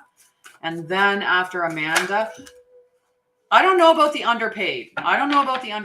So I did work in the healthcare system, and I know how much nurses make. I know how much they were getting paid. And I know that a nurse straight out of school with no experience starts off making $37 an hour in Alberta, right? Straight out of school, $37 an hour, right? In comparison to what other people are making, I don't know about underpaid. I think that the way that the structure is organized, they could definitely, it could be done differently, right? But if the organization itself wasn't toxic, people would be happy and healthy at work, and we wouldn't have the sick time that we have. Plus, when you look at people who are in healthcare, unfortunately, a lot of us get into healthcare because we have trauma and we want to be fixers and martyrs and adrenaline junkies. And there's that all of that structure comes together. So you end up having a lot of sick care, right? Even in Ontario, like if I look up the cost, like what a starting nurse makes through our collective agreement, like in the unions and in our collective agreements and through the College of Nurses, we make good money, right? We do make good money in comparison, right? We maybe don't get the benefits that like the fire departments get or that the police get. Like we don't get maybe the benefits that they get. So that's where we lose out quite a bit. But in comparison to the rest of what other people are making, yeah, I worked as an emerge nurse and a flight nurse and like anything, like critical and stuff like that. I was in it. Why? Because it kept my nervous system in that state of chaos, right? What's familiar to someone that has trauma? Adrenaline. Right? But it's sick care for sure, right? Hero complex, all of that stuff. What is federal? Just curious what you meant by what it's federal. It's a federal, not province. Because nursing's not federal. I wish nursing was federal, and I don't understand why they couldn't make a federal nursing license. So no matter where you got licensed, you could work anywhere within the whole entire country, right? We should be able to work throughout the entire country. But the reason why they do that is because they make a lot more money. For me to work in Alberta and work in Ontario, I have to keep making, that's a starting nurse. That's a baby nurse. At the top of the chain, you're making $50 an hour as a nurse. Right? That's like as a nurse on the floor, like under the like a unionized nurse is making $50 an hour at the top of the level, right? Yep. Agreed.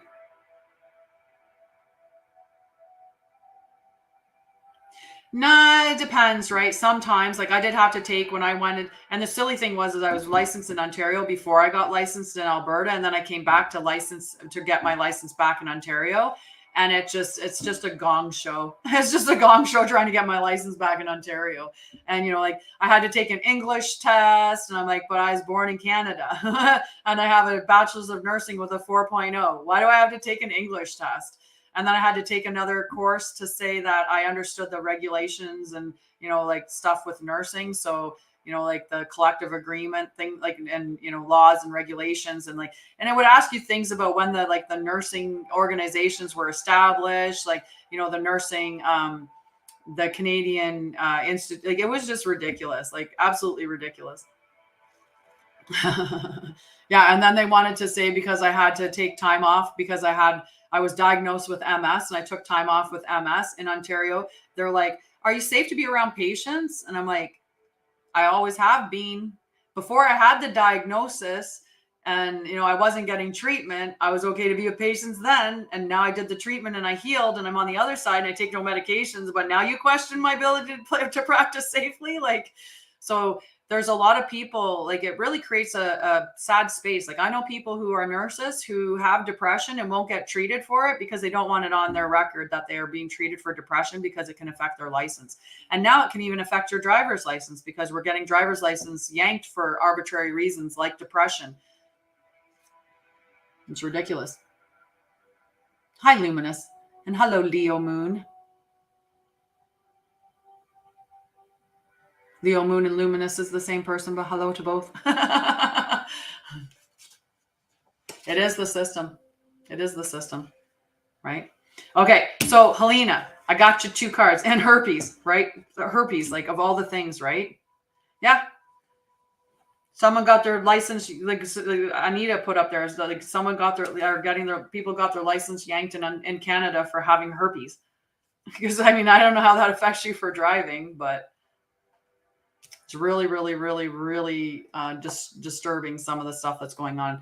So great big love and birds of a feather. So this is really like a lovely, the togetherness of these 2 cards for you, Helena, right? Like just the great big love, birds of a feather, right? This is all about love and community and togetherness, right? And I think that you feel that for sure. And that's why I stepped out of it, right? And I, when they, all the stuff that like the time, like it's taken me like almost 2 years to try to get my nursing license reestablished in Ontario. And I'm just like, whatever. In my company, I don't need my nursing license. So I'm just going to let it go. I'll keep my nursing license going on the backside in Alberta as a retired nurse in the event that for some reason I ever decide to use it again.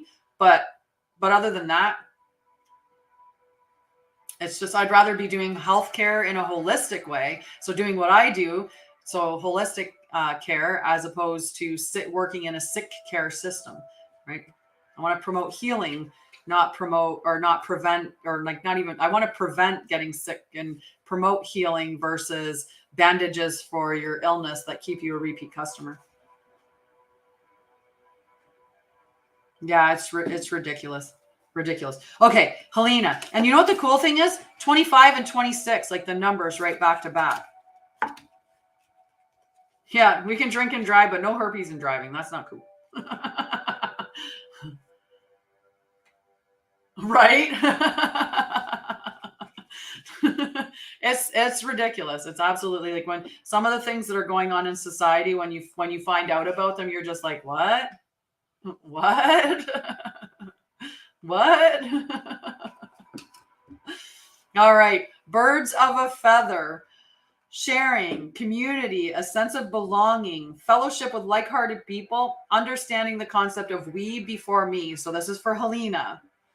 Have you ever wondered how people naturally gravitate to one another and discover a surprising intimacy and connection? It's the collective, us together with our lovely collective, right? We've all gravitated together through our magnetic energy. Like an invisible ray of light that gently pulls people together to form something beautiful that can be shared. It's the quantum field, right? When you look at, remember the two protons, like, you know, no matter how far apart they were, what happened to one was was shown in the other, like at the same time it was happening, because that's that connection, right? So when we, you know, came out of, you know, the source energy collectively together in that little cluster, we're all like so connected. So it's like, if we think about each other, you'll call us, like we'll just know and gravitate together. So, as in the saying, birds of a feather flock together, it comes from an instinctual need for belonging, you might say. We need community to survive, to thrive, and grow. We humans are social creatures, after all. None of us are meant to be alone. The concept of belonging is playing an important role in your life currently. Perhaps you recently found yourself in a group where you knew you were in the right place. Trust those strands of connection, for now is the time to thrive in the community. What you will find is a deeper, more expansive way of looking at the world by bearing yourself to others and sharing ideas, hopes, and dreams. However long you stay here in this journey of becoming who you're meant to be, connecting to community and participating in fellowship is the best thing for you right now. You will flourish as a part of a network of like-minded and like-hearted people. Stick to what feels good and resonates with your heart as true. When you understand the value of this community, you will discover everything you're hoping for and much more than you're expecting. So great big love is the next card. The great big love, beautiful heart. I just love it. So love without conditions, romantic love, and how that experience changes you, deep and profound harmonious connections, soulmates. Love heals all wounds, begins all life. It sustains you when you are starving for grace, when you stumble and fall, and when you lose sight of your purpose and fall prey to the limited perspective of the ego. Now is the time to fall in love and call in the awareness of great big love that made you, which is ever pulsing through your veins. There's a heightened sense of awareness in the beginning stages of a relationship when nothing else matters but who is in front of you. You see them, you see yourself in them, and you move in sync with the cadence of your hearts. You surrender to the magic you share and engage in a harmonious dance that is seamless in its movements, rising and falling with each moment, each breath. I put it aside because you did miss it. I called for you several times for your card and you didn't respond. You have to stick around, like, unfortunately. And if you have to leave, then you have to let me know that you have to leave. So I know that you're not there. Right. Cause yeah, everyone's on the list. So I put you on the list, and typically I don't hold them aside. We've only done that more recently, of holding cards to the side for people. And I thank Crystal for setting that up. Right. Hey, it must be. Right. But I've gone to the point where I ask if you're there, and if you're not there, then I just pass on. But I knew that you'd come back. So I said, sit it aside, because Diana will come back and ask for it later on. And she'll be like, did you pull my card? And I'll be like, I did an hour ago. So I set it aside. I'll read it after this one. Although this card may portend such an intimate connection, you don't have to wait for a partner to experience it. You're being invited now to explore love in all its beauty. Can you love without conditions, without needing things to be perfect? Do you love your life, what you do, and how you contribute to the world? Today, invite love with a capital L into your inquiry. You will be amazed, and your very question may be changed as a result. Love is the strength you need today, the lens you must look through to find the truth and your way. Love is the way, the only way, and the only answer. Right? It's just beautiful. Yeah, I knew because it's just about, it's, yeah. So I knew that you would come back and ask for it. So I set it aside. Just give me a second to pull it out. Ooh, holy, it's on the bottom of the deck. Okay, the synchronicity and serendipity of the fact that the second that Diana came back to ask if I read her card because she'd fallen asleep, the very card that I pulled for her is sitting on the bottom of the deck. Like I might.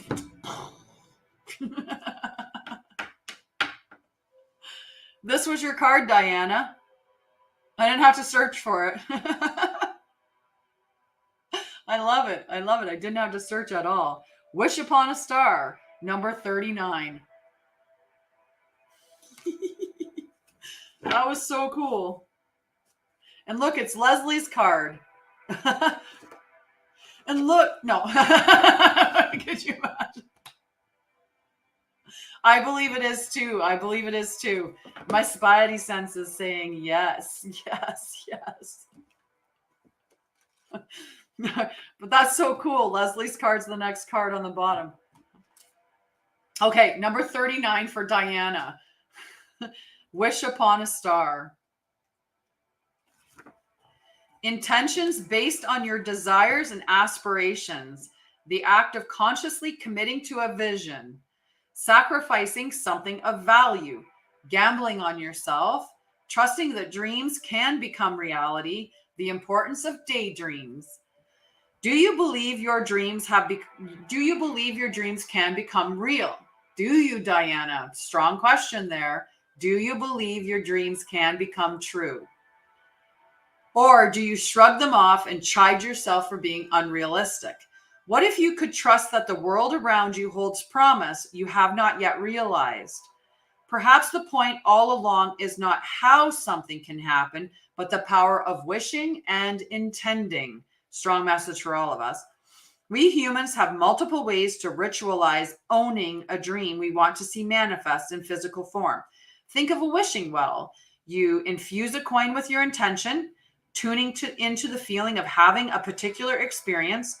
Tossing the coin into the well symbolizes the act of letting the how go, walking away and allowing the universe to do its part in the co-creative partnership. Another method is to wish upon a star. In doing so, you also look back to our origins, for we are made of stardust. Today, allow yourself to dream and play with different realities, even if it seems impossible. If it calls you and feels good, why not choose it? Wish upon a star, then live as if your wish were already true. Know that those beautiful dreams you have been nurturing are in the process of becoming real. Don't forget that the act of wishing, dreaming, and intending is more important than figuring out the how. It shows the universe you're serious about playing the game of life and you trust the essence of the partnership. Remember, every dream you believe in and hope is a call to a twinkling star. The answer will come, sometimes swiftly, sometimes slowly. No wish is ever wasted.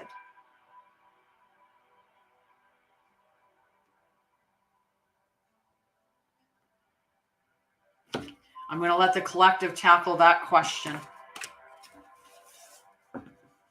Okay. There's a question about black candles. What are black candles used for? Are they only used to repel negative energy like obsidian, or are there other purposes for it? So I'm leaving the collective to do that, and I'm going to move on to pulling Amanda's card. Okay. Yeah, I'm going to keep moving with the cards because we're at 11, and I want to make sure I get enough of the cards done before I have to scoot off for my niece's recital. I'm not sure when my mom's going to get here. I thought she was going to leave at 10:30, so she could be rolling in around 11:30. So Yeah, so I'm just going to keep moving with the cards, but I know I have enough people who are very intelligent about the candles that they can answer that question. I'm going to be doing a rune session in April, and I do work some with runes.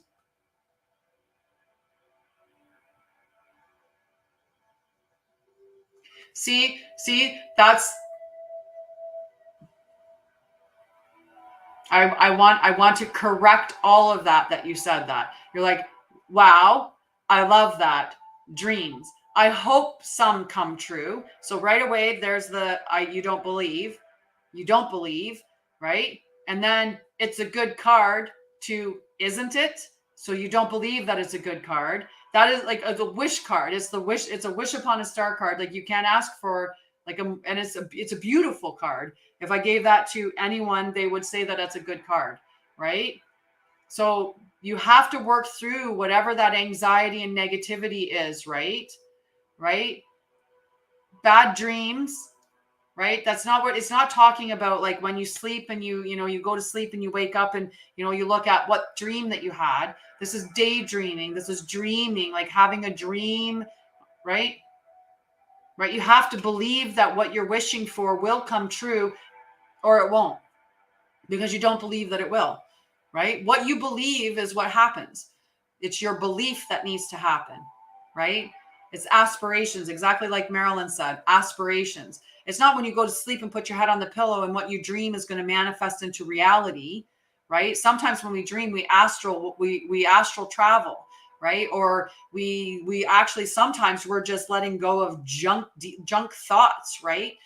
Sometimes we have nightmares, right? So the law of attraction, you have to believe what your vision is. You have to believe that that's going to come to you. If you don't believe it, it won't come to you, right? And I know you have anxiety, right? You definitely have anxiety, and that's why I keep encouraging to do the breathing. You need to do the breathing as many times during the day. Do affirmations, gratitude practice, right? And work on those underlying things, right? But that statement alone, getting that wish card, wish upon a star, like that's such a beautiful, beautiful card. Like even the picture on it was so positive and hopeful, right? But when you turn it into, is it a good card? Then you're already showing that you have that lack mentality that it's not going to happen, or that fear that it's not going to happen, right? But you have to have that faith. You have to hold the faith, right? That doesn't mean that you can't ever have a moment where you're like, oh, is it?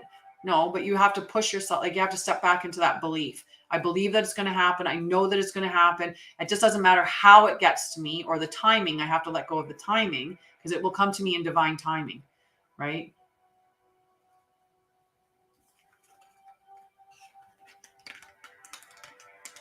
And believe the wish, believe it, see it, believe it, and then do action towards it, right? So if you believe that, if you're wishing for a new home and you believe that that new home is going to come to you, but maybe you've done things like you've connected with housing organizations. So you're waiting to receive a call from a housing organization, right? But what other things can you do? You could look in newspapers, you could look online, right? If you want to be in a specific area, you could connect to buy, sell on Facebook and those areas that you want to find a place and start looking in those areas, right? And their rentals, right? So start looking up rentals online and see if you can't see a rental showing up in the places that you want to move to, right? That fits what you're looking for. So you can do those little actions towards manifesting your dreams. I got birds aplenty outside, like just wow, right? It's cute, right? So that can, like that's one of the things, like doing stuff. You're going to find, you can be looking, right? Right? Exactly, Marilyn. Put the energy into the positive. It's that they hold the same space. Faith and fear. Fear is the belief in the negative. Faith is the belief in the positive. So when you put your energy into believing in the positive, that's when you're going to have it come to you, right? So whenever you find yourself in that fear-based mentality, take a deep breath in Ground into your body and shift back into it is happening. It is coming to me. And it's not about waiting for it to drop into your lap, right? Just because you're going to meet, like because you asked the pendulum and it said late June that you're going to find out in late June, that doesn't mean that you're to step back and just wait for it to come to you. You still can do things towards it, right? So look at a newspaper. You can start looking now. It's just you're going to know then. So start looking now. Start looking, right? Looking. Start putting those seeds out that you're looking for that place. You're actually looking for that to come to you. You're putting the energy out in the quantum field that I'm looking for that. And the universe is going to be like, found it. Here it is. This is what you were looking for. Right? I like that. I like that. Energy is energy. Free will is to put it where it suits us. I love it. All right. So, right? I love it. I love it. I love it. Thank you, Marilyn. Beautiful messages there. Okay. Amanda, quieting the mind. Beautiful card. And thank you, ladies, for doing the talk about candles and stuff. So 32. Quieting the mind. Meditation as a commitment. The need for silence. Peace within despite chaotic outer conditions. Letting go of the monkey mind. Mindfulness. Life is chaotic, busy, loud, frenetic, and overwhelming. Some days, all that noise is like the roar of thunder echoing around you, and it feels as if you're being pummeled by a rainstorm. Isn't this why we take vacations? To get away to somewhere peaceful? In spite of the surrounding din of the world, today you need to slow down and find a bit of peace. So go ahead and take a deep breath right now. Make a commitment to be still, if only for 5 minutes. Count your breaths and be mindful of every one of them. Know that you have all the time in the world to do the things that need doing. Everything is perfect as it is. Our core beliefs about the world originate in our thoughts and feelings, which then become our perceptions. If our thoughts are all over the place, that is how we will experience the outer world. But what if the outer world didn't matter at all? What if at our center, there were a place that is always calm, where the mind doesn't have a million things to say, where problems and challenges aren't nearly as important as we think they are. Today requires you to take an internal break and go to that silent space to regroup. Meditate on the stillness within. Choose a peaceful mind and nothing else. You will be amazed by how easily everything falls into place once you do.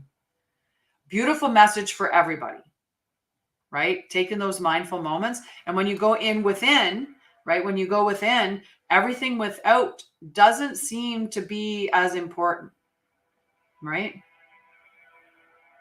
And then when you learn to create that calm within your body, it doesn't matter how chaotic the outer world is, you can return to that calm space and be at peace, right? And that's so good for your nervous system. So good for your nervous system. Okay, we got Anita, Jess, Marilyn, and then Diana Frazier, if you're still there, and CJ, Winnie, Laura.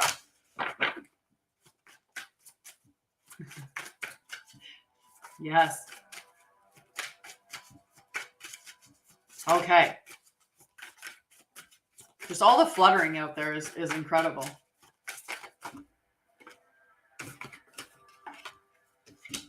Interesting. Party time. I'm pretty sure I know which card it is, but I'm gonna ask. Is this Anita's card?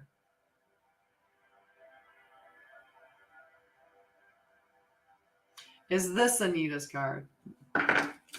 Because this was the second card that was at the bottom of the deck. But remember when I flipped it up and I went, oh, there's Diana's card. And then underneath Diana's card was Leslie's card. And then this was the next card. And I went to say that was, but it was your card.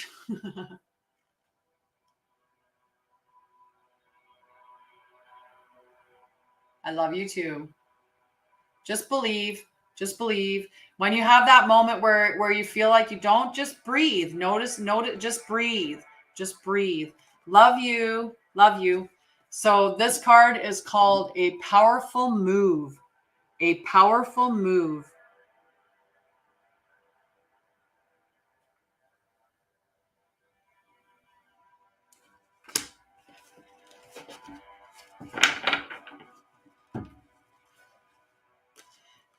Yeah, it was weird. Powerful move. Number 15. I think you need this message really, really, really do. Action. Movement with purpose. Effort. Putting into motion your intention. Making choices from an empowered and thoughtful place. Positive change. The time for rest is over. Change is in the air. This is a powerful time when deliberate action is needed to move your intentions out of the realm of thought and into the material, from ideas into action. How do you approach your relationship to the invisible world as it influences the visible? Do you see the relationship? Do you recognize yourself as a unique, whole, and worthy being who has a special place in the world, whose offerings are valuable, and whose life has meaning? You are a mighty co-creator, so step into that power and see your intentions manifest in the world.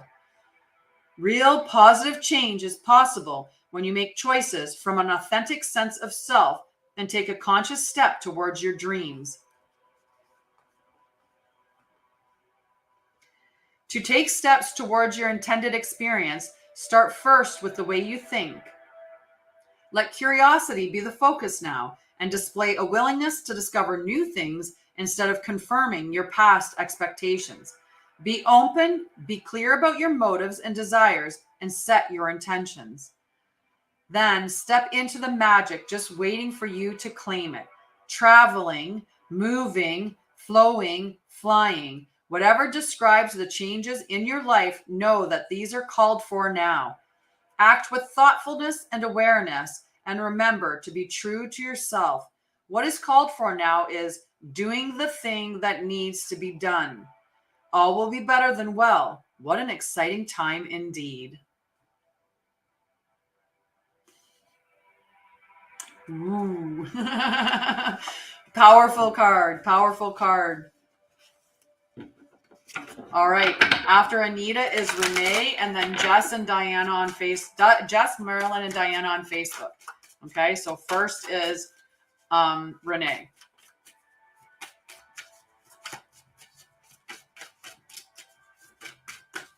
Yes.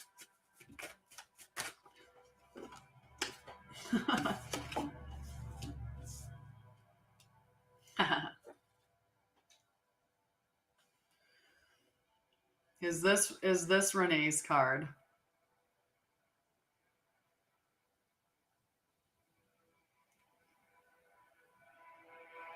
Yes.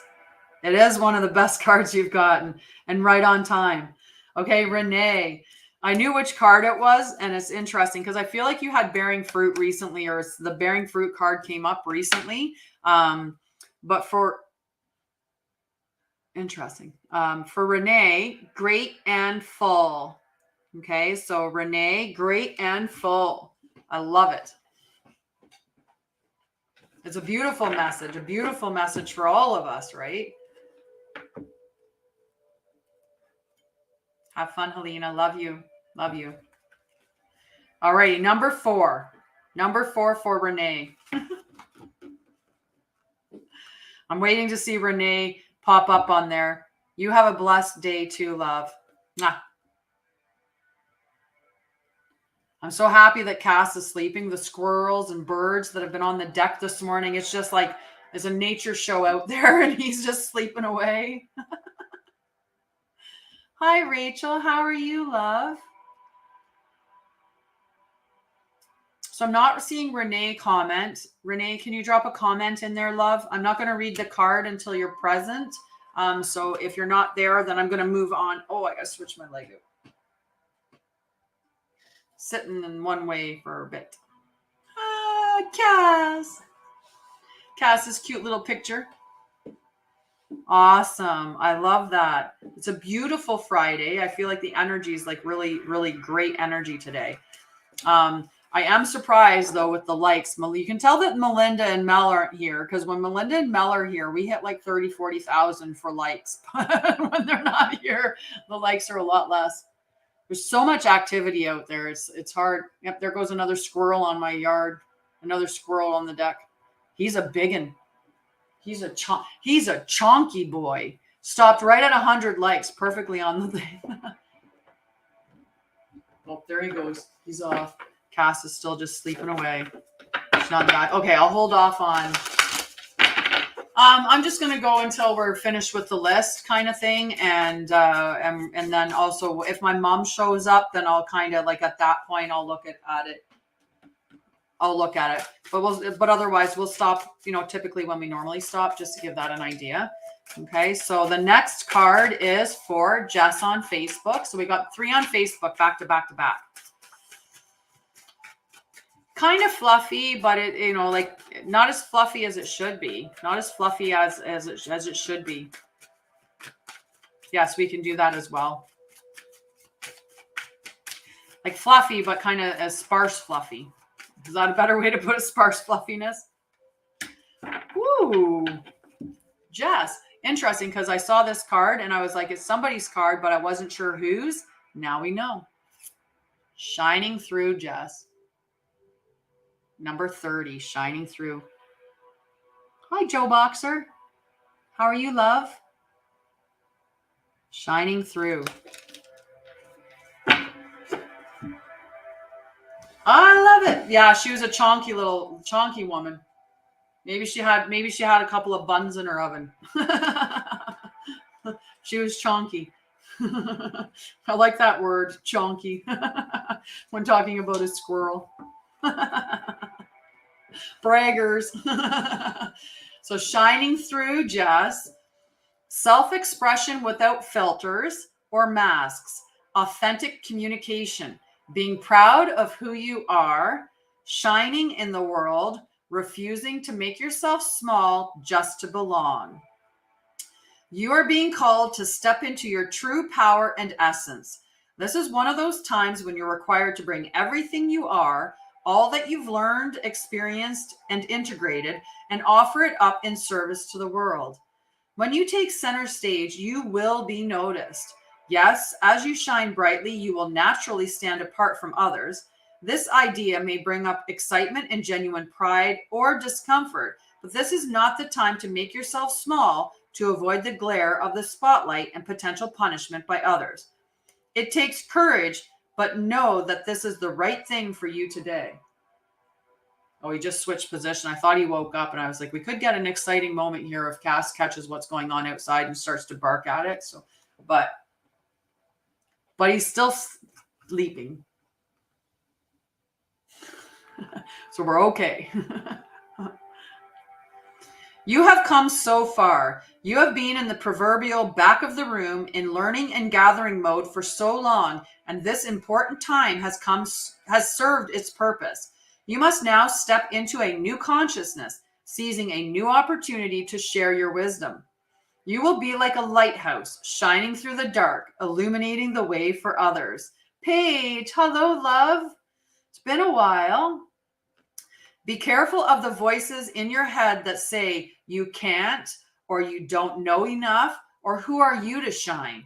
The better question is, who are you not to shine? All you are and all you have become is by the grace of the divine. Now it is your duty to share your gifts. Celebrate this, right? If you have the ability to help people because of gifts that you have, then you should share those gifts, right? That's okay. We kept your card aside. 11-11. We're not going to do a burn at 11-11. We're just going to think of the things that we wish and have them and feel them come into our quantum field and accept them. So think about what you desire as being yours and coming into your quantum field, and accept it, receive it, embody it, embrace it.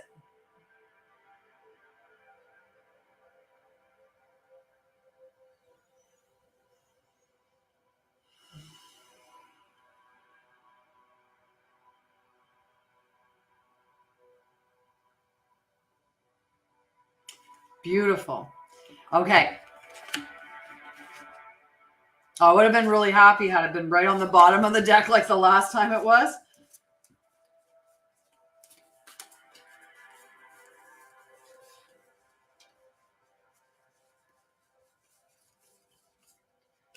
But it wasn't far down. Okay, so Renee, I'm just gonna read Renee's card, then we'll come back and it's Marilyn and Diana, and then CJ, Winnie, Laura. Okay, so Renee, your card was great and full. Okay, so great and full. Hello, Sarah. Number 4. The mindful practice of gratitude, knowing that you are enough, committing to your intentions, a sense of sufficiency, letting go of attachment to form. Before you begin to understand the process of manifesting your desires, Diana, if you're still there, listen to this card as well. Before you can begin to understand the process of manifesting your desires, you need to practice deep gratitude and the willingness to share that with others. This is the true nature of prosperity. It's not about the things you accumulate at all. It's about how you feel. You're invited to surrender to an important truth. There is always enough for you. There's always enough for you. Say it. There is always enough for me. There is always enough for me. There is always enough for you. There is always enough for me. Okay? There is enough time to do the things you need and desire to do, enough opportunities to express your talents and connect to your purpose, and enough magic circulating through the invisible world into the visible. Hello, Melinda love. Begin your day immersed in gratitude for everything you have and everything you can't yet see. The unmanifest, which begins with every breath you take. Know that you are enough and all your needs are being fulfilled, even if you doubt this in some moments. No one's success can make you feel small, and comparing yourself to others never works. Your life is brimming with unique potential. I love you, baby. I love you. Focus on that. When you hold this feeling of gratitude, it acts as a magical open sesame to the floodgates of abundance. Open sesame seeds came. Open sesame seeds to the floodgates of abundance. Couple that, but it is, you plant the seeds, right? You plant the seeds with your feelings, with adopting the vision and the feelings. Those are the seeds. And then you till the soil and you grow the plant, right? You have to do that action to grow it. So, open sesame to the floodgates of abundance. Couple that with a playful sense of detachment, and you'll find that miracles have an uncanny way of showing up in your life. Your intentions burst forth into reality with little effort on your part. There is hope bringing with potentiality. It's okay that you don't always trust this. You are not alone in holding the candle high for transformation. Right now, contemplate how being in the energy of enough makes you feel. Eventually, you will have no attachment to what you do or do not manifest in the material world, what you do or do not have. Then, like magic, you have more than enough. What a fascinating universe we live in. There is enough magic to manifest. Sesame seeds too. Right? Just beautiful, beautiful, beautiful. I love it. I love it. All right. Marilyn's card. Marilyn and then Diana. Diana Frazier. Okay. Marilyn first, though. Marilyn.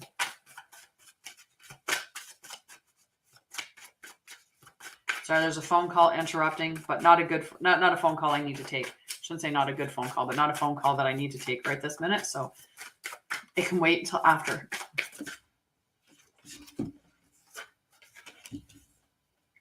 I'm pretty sure I know which one it is. Is this Marilyn's card?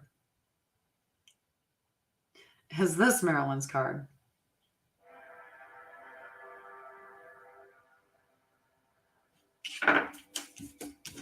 Marilyn. A burst of magic.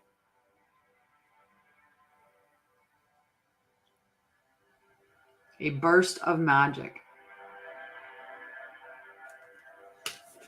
All that talk about magic. Look at this is the synchronicity that we're in today. So the burst of magic, flip the deck around, earth magic. The bottom of the deck, earth magic. Burst of magic. Ground. If you when you have the opportunity to, Marilyn, get out there and ground. But we're going to go 48, a burst of magic, number 48. An epiphany, a sudden higher knowing, a sense that everything has a purpose. Your purpose as a gift bestowed upon you, cultivating conscious contact with a higher power, coming to know what calls to you and lights you up. Sometimes you may find that something you'd been pondering or a dilemma you'd let go of revisits you without warning. It may hit you while you're thinking about nothing, or the trigger may be just the right words arising in a conversation, book, or blog. An epiphany strikes like a lightning bolt, waking you up to a truth that has previously eluded you. It's as if the whole world stops in that moment as you integrate the missing pieces of the puzzle you were meant to solve all along. This is such a time for you now. Answers are coming directly from source and being downloaded into you with such force of conviction that you cannot be the same again. Be grateful for this beautiful burst of magic. It is not an everyday gift. Good day, Tree Hugs. Inherently in this is the knowledge that Spirit is always listening to you. Spirit is your loving partner, reminding you that you are not alone. Even when it appears that you are trapped, you always have a key to unlock the solution if you cultivate the willingness to be open to and in tune with Source. The answers you seek come when you stop looking for them. Be mindful today. When information pops up out of the blue, pay attention. The action you need to take will become obvious as you integrate this magical wisdom. Regardless of the subject of your inquiry, you will be transformed. Only good will come of this. Just lovely. Just lovely. All right. After Marilyn is Diana.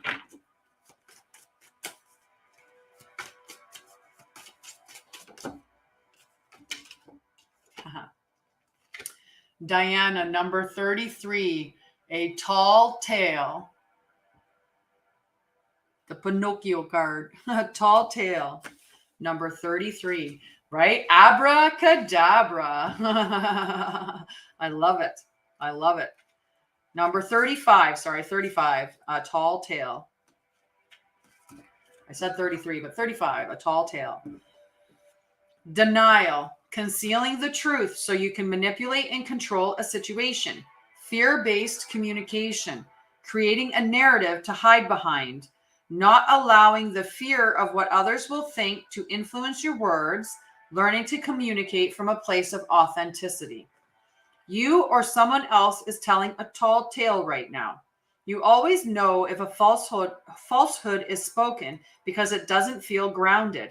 When you lie, you get high on an illusory sense of power that is doomed to fail at some point.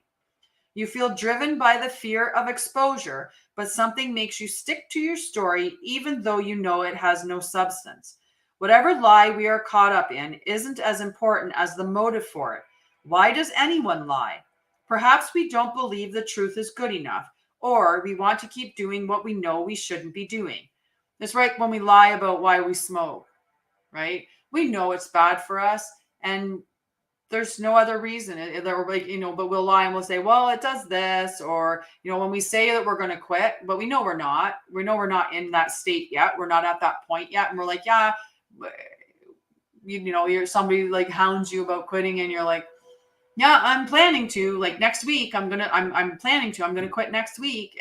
But you have no intention to do that. Like, sometimes lies are small like that, right? Like, in the sense that it's not harming anybody, really. You're harming yourself, but not harming anybody else. But there's other times that we lie, and they're a little bit bigger lies that maybe have a more profound effect. Hello, Olivia. All right.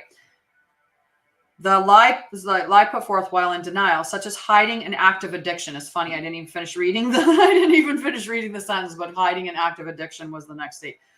In this scenario, we may believe our own lies. The tall tale, the white lie, the stretching of the truth, and the blatant fabrication are all about control. The desire for it, the lack of it, the need to maintain it so we can manipulate the outer world and hide our inner one. Today, ask for the truth.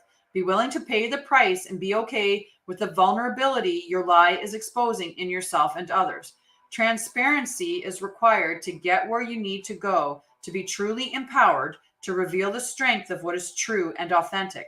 Any other path leads to a dead end. Remember the saying, the truth will set you free, and get ready to fly unfettered. It is. You're late for a very important date. I love that. Good morning. Okay, so CJ just right away. It's the intimacy card. I feel like I gave this card to you just the other day when we used this deck the last time. Intimacy, number 8. Into me I see. Intimacy. Either that or you were the one that made the switch from into me I see, and you turned it and said intimacy, like typed out intimacy, one or the other. I love you, Diana. It doesn't mean that you're lying. Somebody could be lying to you. You just need to fetter it out. Wasn't you? Okay, so maybe, yeah, just interesting. I know it was like that we had it the other day for sure. Okay, intimacy, number 8. Into me I see. Intimacy, trust in another, dropping shields and rigid boundaries to allow connection, the willingness to be vulnerable. At certain precious moments, you're called into a deep and meaningful connection with the world or another person. A magical affinity arises with a kind of intimacy that in turn encourages a greater understanding of yourself. The relationship acts as a mirror, helping you see your own patterns. What it reflects about you can further your own personal evolution. Now, remember, when we talk about you have a beautiful weekend, Marilyn's saying have a super weekend, friends. So, right? Have a super weekend, friends, is what Marilyn was saying. So, and we're wishing you a super weekend back, my love. The one thing I was going to say about the card for whatever. So I like to talk, it's talking about me. Yes. When we are looking at this, like there's the mirror, right? When I talk about the mirror, like when your relationship reflects how you feel about yourself, I want you to know, I'm not saying that the person that you're in a relationship is a reflection of who you are, right? Empaths and narcissists, or people that have are empaths, can get connected with people that have narcissistic tendencies anyway, or are on the narcissistic scales, maybe not full narcissistic personality disorder. So that's not to say that the empath is reflecting another empath, then empath is somehow narcissistic reflecting that, right? It's just to say that how we feel on the inside about us gets reflected in the outer world. So if you don't love yourself fully, you're going to be in relationships that reflect that you don't love yourself fully back to you, because they're going to be showing you some distorted level of love. It's not going to be a whole bunch of love, right? It's not going to be unconditional love. There's going to be control elements, or there's going to be lack of love in certain situations. So that's that reflection, right? So now it's time to take the risk by connecting with another. Can you see how far you've come? Can you see what is still active within you that needs to change or heal? You will discover more about who you are as you discover more about another. Even if you cannot possibly know what it's truly like to be in someone else's shoes, you can listen and learn. This is a magical gift being offered to you right now. This concept applies beyond romantic connection. What do the dynamics of your closest friendships, work relationships, and family say about you? Relationships are extraordinary opportunities for healing. When predicated on honesty and caring, they have a great impact on you and how you contribute to the world. Intimate relationships hold up a mirror of truth and reveal more treasures than you might ever expect. If you can look into it, take a risk, and see everything is beautiful, even in its imperfections, imagine how deep you can go. Just beautiful message. Just a beautiful message. And I actually had that little smack in the in my knowledge last night, right? If I'm upset because I think that my brother doesn't agree with what I'm doing, do I agree with what he's doing? And is that reflecting back at me? Right? So I actually apologized last night, and I just decided that I'm just going to love my brother for who he is. I'm just going to unconditionally love who my brother is, and I'm going to stop talking about him, except for in a loving capacity. Because there are many, many things about my brother that are very lovable. So I'm just going to focus on that part of it.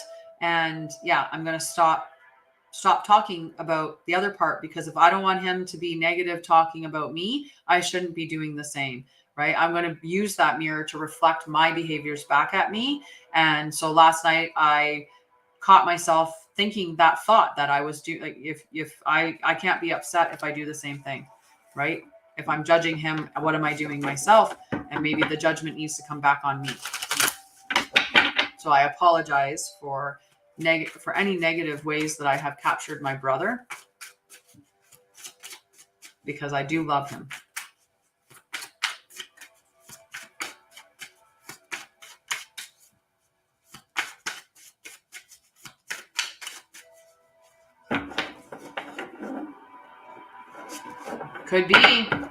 Could be. Only you really know. Just sit with it and think about it and make sure that you're in a neutral state of emotion, right? Don't do it from an elevated emotion, because you're more likely to be on the positive, on the affirmative side of things. And same thing, if you're in a negative state of emotions, you're more likely to be on the negative side, right? And so make sure that you get yourself into a nice balanced neutral state, and then see how it feels to you at that point, and then send it if you still feel so.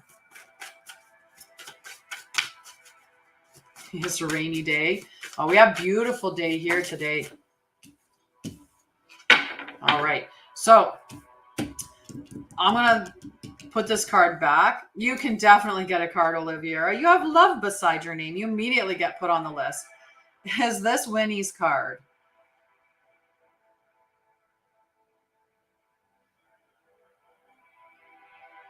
Okay. Just wanted to make sure, because I hadn't focused on Winnie, and yet it came flying out of the deck. So Winnie, the storyteller, number 17, the storyteller. What's the story that you're telling? Hi, Jennifer. Congratulations. I know that that's hard, right? It's definitely, there's a grieving process, because what we saw in the future of that relationship was not bad, right? We kept looking at the future thinking that it was something positive, right? I can't put love beside your name because of the way that it comes up when we do the subscription thing. I don't think I can.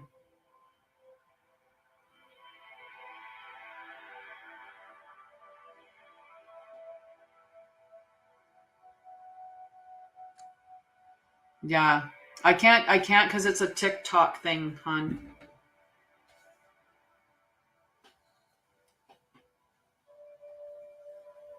Hi, Ekta. How are you, love? Okay. I'm going to take a time out real quick. I'm going to run to the bathroom. Okay. And I'll come back and I'll read Winnie's card. Okay.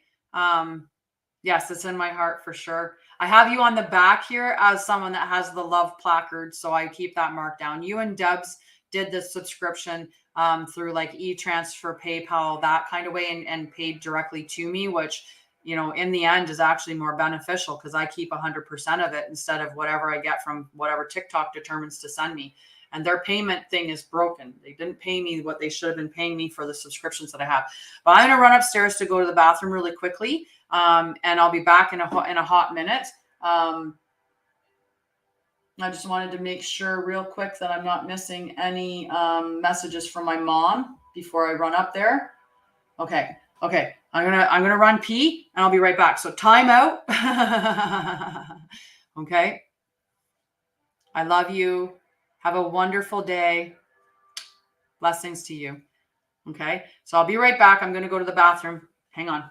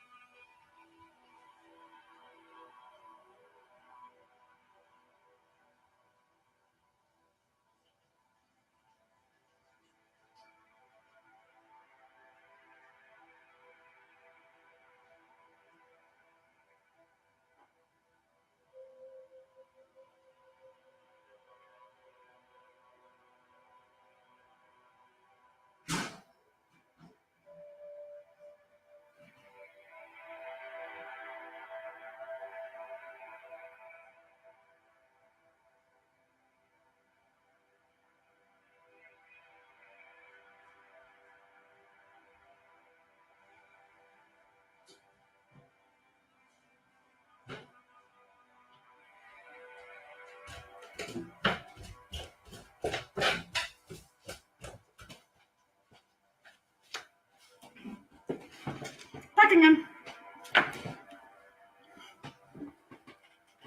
No, this is my sweater. My chair is blue. My chair is a beautiful, like a soft blue. This is my sweater. So that when I go for my when I go to the, because I never know how it's going to be inside when you go somewhere. So I'm going to take the light sweater because if it's really cool, then I'll have the light little sweater to wear. Let's tell her what we're talking about. What are you guys talking about? I'm going to scroll up. I'm going to scroll and see the comments. Love you.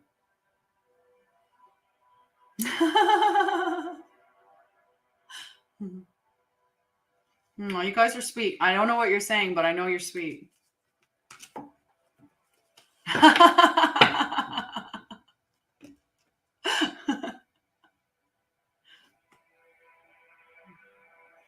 You know what I was just saying about mirrors and reflecting? So I really have squirrel, like my ADHD and squirrels, like, and the fact that like there's birds outside and they're like toot, toot, toot, toot, toot, across the thing. But do you know what I was saying about mirrors, right? And reflections. So if you think that I'm a beautiful soul, then you have to be a beautiful soul because you're seeing what you think about yourself reflected in me.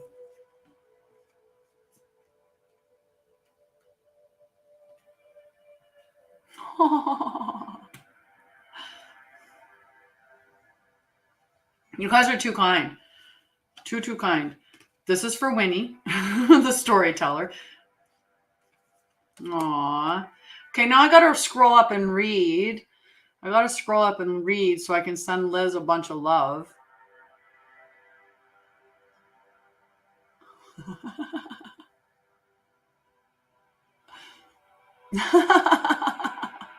Time to roll. Aww. Aww.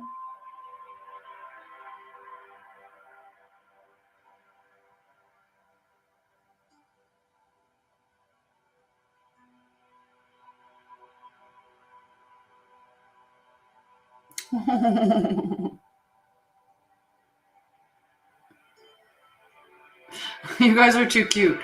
You guys are all so very, very cute. Love you. I love you. I love you. And thank you, Liz. Thank you. I'm so glad I got to sit across from Liz and have a conversation with her. It's really a treat for me when we interact in those video sessions. Like, it's such a treat because I'm just like, hee. I get to put a face to a name. Right? Instead of just the little pictures. Okay, so for Winnie, is Winnie still there? I love you, Liz. Is Winnie still there? I want to make sure Winnie hears her card. And if Winnie's not there, we've got the storytell written down. Aw, I love you, Olivia, and I can't wait to meet you in person. I can't wait to do our reading, but I cannot wait to meet you in person. Okay, Winnie, storyteller. The storyteller, number 17. Identity, positive self-definition, teaching others how to treat you through the stories you tell about who you are. And it's true, right? Before I used to tell, hi, Mina. It's been a while, Mina. How have you been? How are you? Before I used to tell the story of how I was a victim, and then people treated me like I was a victim, which is not a good way to be treated, by the way. And then I started telling the story of like this survivor and this warrior and stuff like that. And now people treat you like they treat you differently. They really do, by the stories that you tell yourself. So, do you know the story you tell others about who you are? You are a unique being with unique talents and a story unique to you and your experience. In fact, your destiny can be found in the way that you weave together these threads of yourself in the world. If there's anything in your life you want to change, then it's time to adjust the story you tell about yourself. Perhaps you are too self-deprecating or apologetic about how you shine, minimizing your power so others will accept you. You're magical. You step into that magic. Perhaps the way you voice your expectation diminishes your ability to succeed, or you are too willing to tolerate a less than supportive environment. It's easy to be in denial when it comes to others and their behavior towards you. Understand, however, that you teach people how to treat you through how you talk about yourself. Oh, I look forward to it. Like, I just get like, like super excited about it. It's my mummy. Hang on. We got to put a pin in this. Hang on. Hello, mummy. Hi, Baby Laura. How are you? I'm good. How are you? I'm good. I stopped at Burning Yas's to give Teresa her birthday present. Nice. Your ass, you can wear it, and I picked up your papers. Perfect. Thank you. You're welcome. So I'm now on my way to your house. All right. I'll see you shortly. Okay. I love you. I just thought I could know that I didn't forget you, and I'm bringing your little vacuum cleaner. Oh, exciting. Yes, and I'm bringing my bag. I'm spending the night. Yay. But I have to go to my house tomorrow. So whatever time I have to go to my house tomorrow, because I have to go back up and stay at Burns tomorrow night. Okay. Sounds good. Because Priestess said, you can't stay at Tanya's.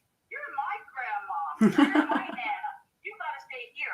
And Priestess said, no, I need you tomorrow night. And I said, okay, I'll stay at Tanya's tonight, and I'll stay at your house tomorrow night. Perfect. She said, okay. Awesome. Okay, so I'll see you shortly. Okay. What do you wear something like? Because it's hot out.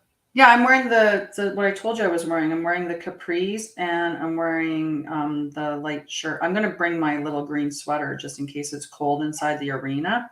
Did they say anything about like tickets? Like, do we have to pay for anything or? No. Okay. She didn't say. Okay. Because I know it's that show place in Peterborough. So.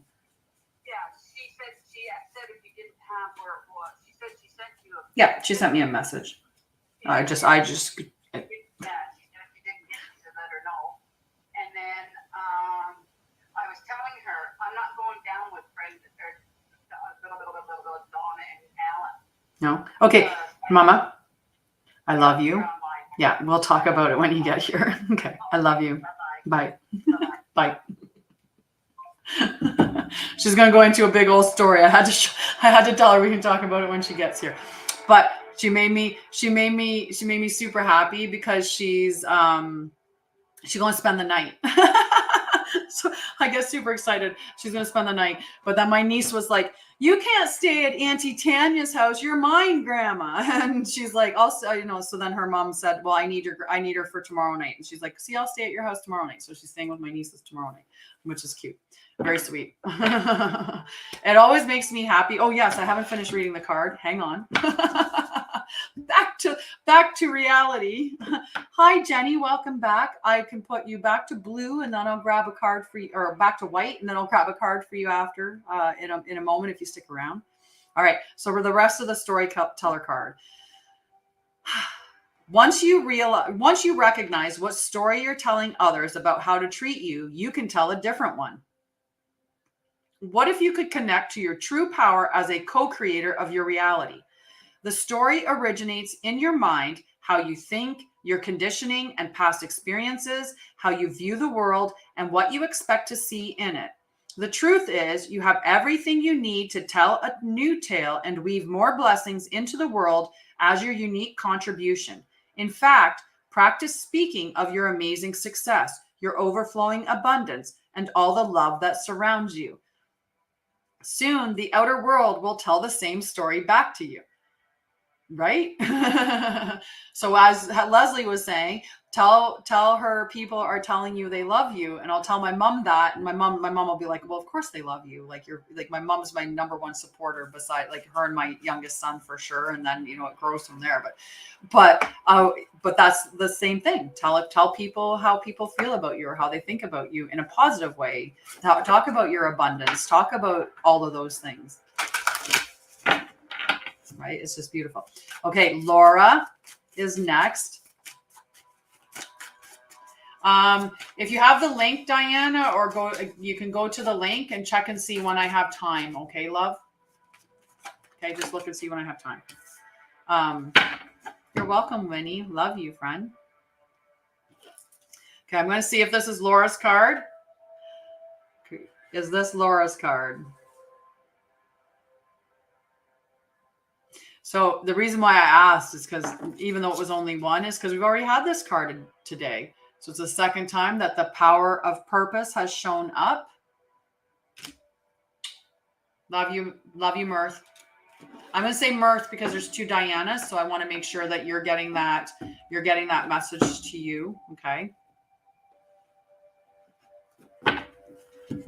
Okay, power of purpose for Laura, number 18. Individuation, seeing your unique place in the world, a clear sense of authentic purpose, healthy self-esteem, letting go of conditioning, celebrating your uniqueness. You be you. There comes a time when you realize that you are destined for something that is yours and yours alone. The catalyst might be an experience with a special person, a path you choose, or something you feel called to do. You'll discover it's not necessarily what you thought it would be and has nothing to do with what everyone else wants or seems to want. An uncanny conviction takes hold from somewhere deep and true. You feel a sense of power arising from a true sense of self, accompanied by a need for action, a commitment to explore something, or a purposeful choice. Right now, you're invited to step into a new, empowered sense of authentic purpose, bolstered by a healthy dose of self-esteem. You're called to release your old conditioning. There's no need to be self-conscious or act a certain way to please others, which can sometimes take you in a direction you don't want to go anyway. The discipline and will to evolve are yours by nature. This process doesn't have to be a struggle. You cannot fail if you immerse yourself fully in what is in front of you now.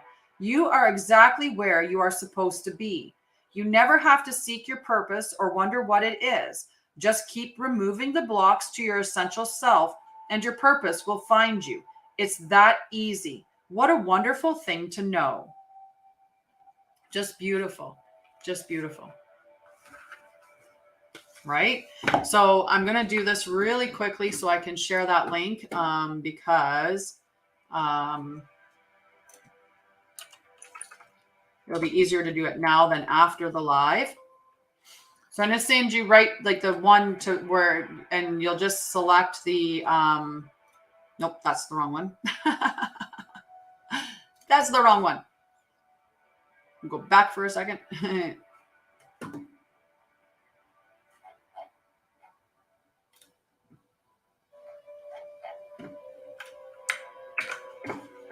All right, so this is for Diana who wants to book a reading. That brings you right to the page. So you'll just add it. You'll click the add it to cart and then go through the checkout process. Okay. And then I'm going back to the calendar. There we are. Okay. So we're going to do our intuition test right now. So I'm just going to pull a card because I've been enjoying doing it this way. We're just going to have a card come up. So remember, it's from 1 to 49 that we're going to be able to guess the card. So between 1 and 49. And then after that, we have Paige and Oliviera. Okay. I have a card. I have a number. I'm thinking about that number. What is the card that I'm holding in my hand?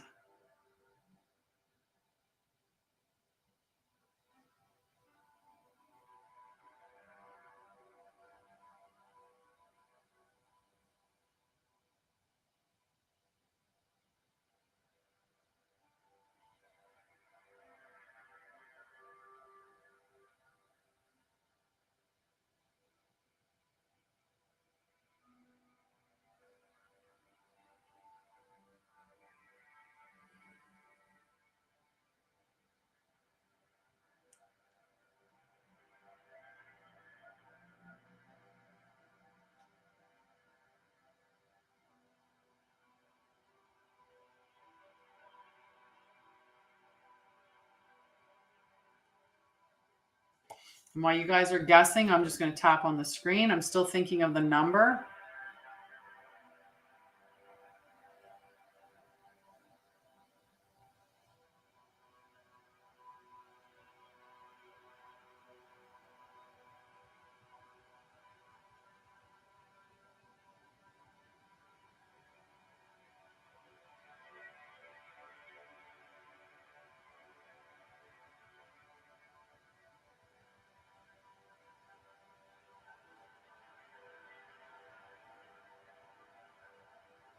Does anybody on that side want to give a guess of what number I have on this card between 1 and 49? Winner gets a free card.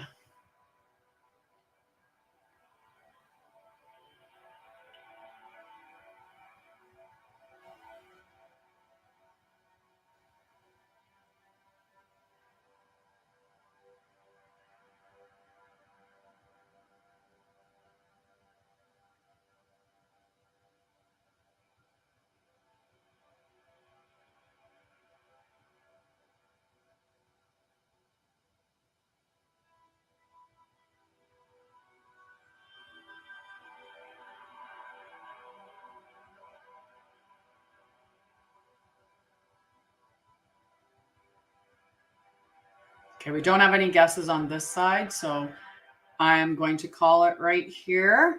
I think everybody that wants to guess has guessed. Okay, if anybody else wants to put a guess in, you got a few seconds.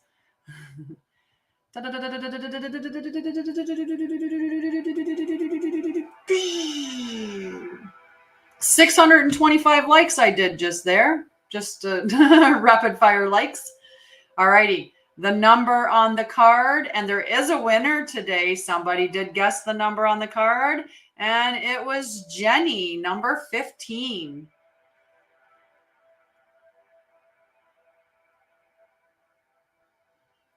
So Jenny guessed the right card, so Jenny wins a card. Jenny is 2 cards. I need a sip. I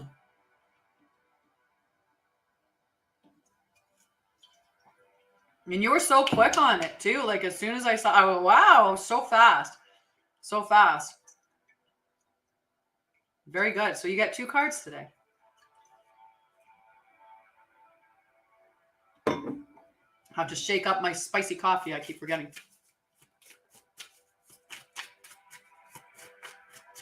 I'll send you the link to book, okay? I'll actually send you the link right now because I want to make sure that you book that time, okay? Because I did see that it came in. I'm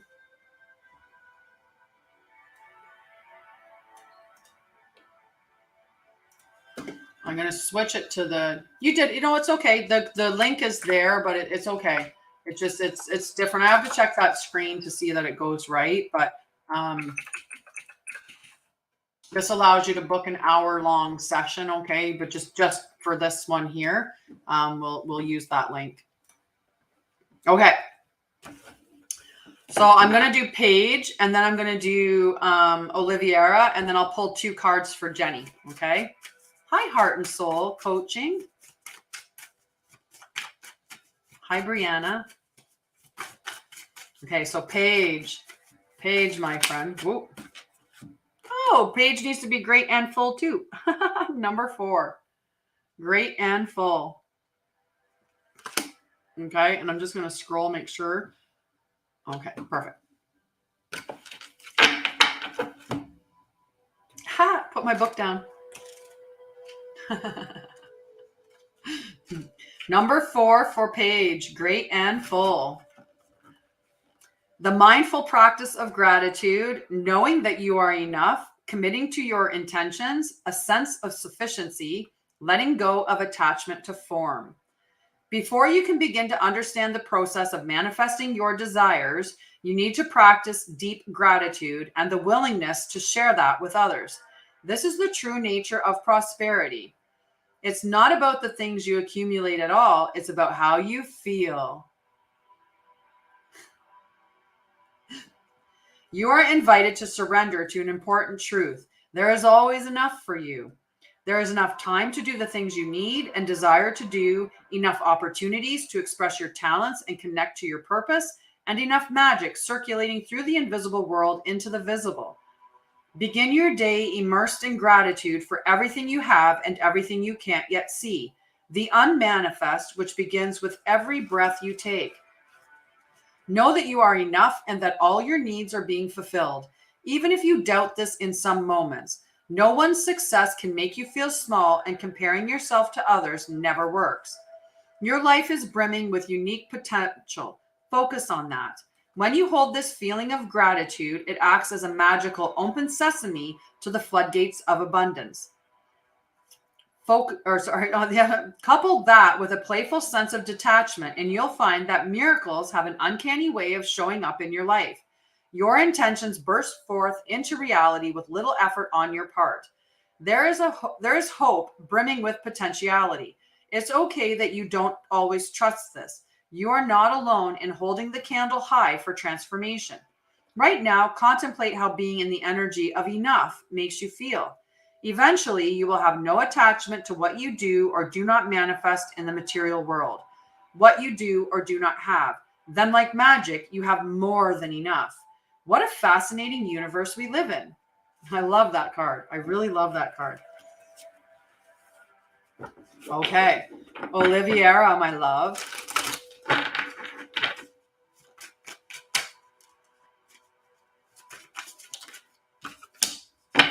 I love this card.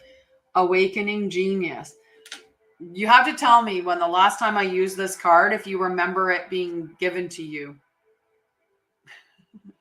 Okay, because I have this feeling like I've given these cards specifically to a certain person before and they're getting it again, right? And when you get that message, like that's just a great, like a solid confirmation of the message that's within the card. Or it could be that you didn't listen the last time that it came up and it's just reminding you to listen to the message that's there. But I love this card. It's so beautiful. So I'm going to show it again. As I like, my cards really, my coffee's like at that bottom part where you can get the spices in it, like because I put ginger and turmeric and pepper and cinnamon in it, so it's got that graininess to the coffee at the bottom. So I almost have to chew it a little. Chew. How do you eat your coffee? I chew it. It's kind of weird. Okay, you guys aren't talking. This is making me kind of go, what is going on? Did something happen?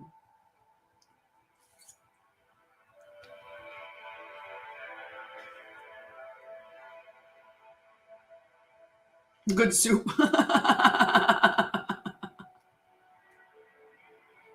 Well, that makes sense for you, Mama. 137 likes. I do that number quite a bit, oddly enough. Okay, Oliviera. The mindful practice of No, I'm reading the same card again. I didn't change the page. Awakening genius for Oliviera. The spirit of creative expression, bringing forth new information, birthing, knowing that your ideas matter. The ancient Greeks believed that each person had a specific genius that acted like a spirit guide, inspiring you with new ideas to further your evolution as an individual, as well as the evolution of all humanity. You could say that genius is the spirit of creative expression, and when you tune into it, amazing things happen. When your genius awakens, you realize you do not have to do everything yourself. You have an inspired, dedicated, wise helper on your side. Today, can you imagine cultivating a playful relationship with this extraordinary spirit? If you can, you'll recognize that you don't have to solve every problem with only the knowledge, memories, and experiences you have already accrued. Your intellect, in this case, serves as a channel for the spirit of genius, and it can filter in new information. How you forge this connection is to get out of your own way and simply allow it to work through you. So all of the information, all of the knowledge that you've ever learned in every lifetime is contained in your higher self. So if you can access your higher self, you can access all of that wisdom. That's why some of us just have that profound knowing. We don't know how we know the things we know, but it's because our higher self knows. Our higher self learned this a year before, or 20 years ago, or 10 lifetimes, sorry, maybe a lifetime ago, 20 lifetimes ago, that kind of thing. So that's where where it's coming from. Love you, sweetie.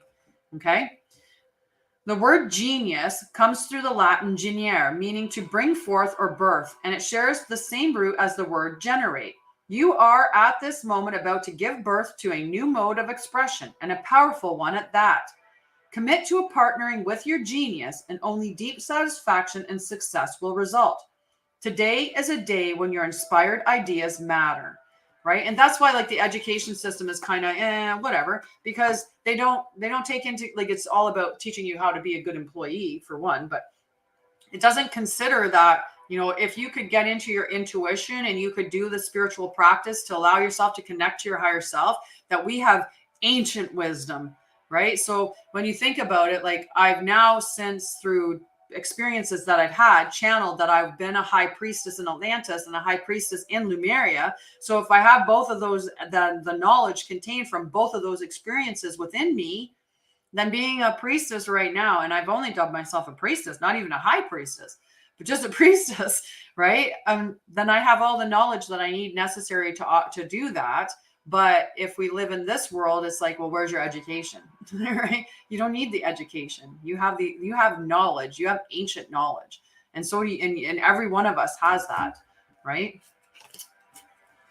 When we get together, Oliviera, I'll tell you how many lives I sense that you have experienced. You're going to be amazed. You're going to be amazed.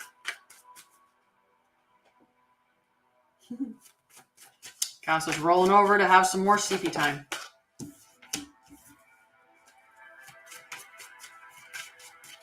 Jenny gets 2 cards, so we got 1 of them. I like the 1 card.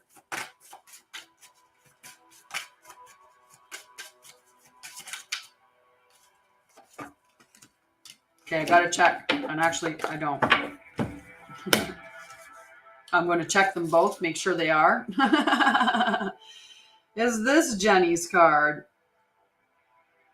Is this Jenny's card?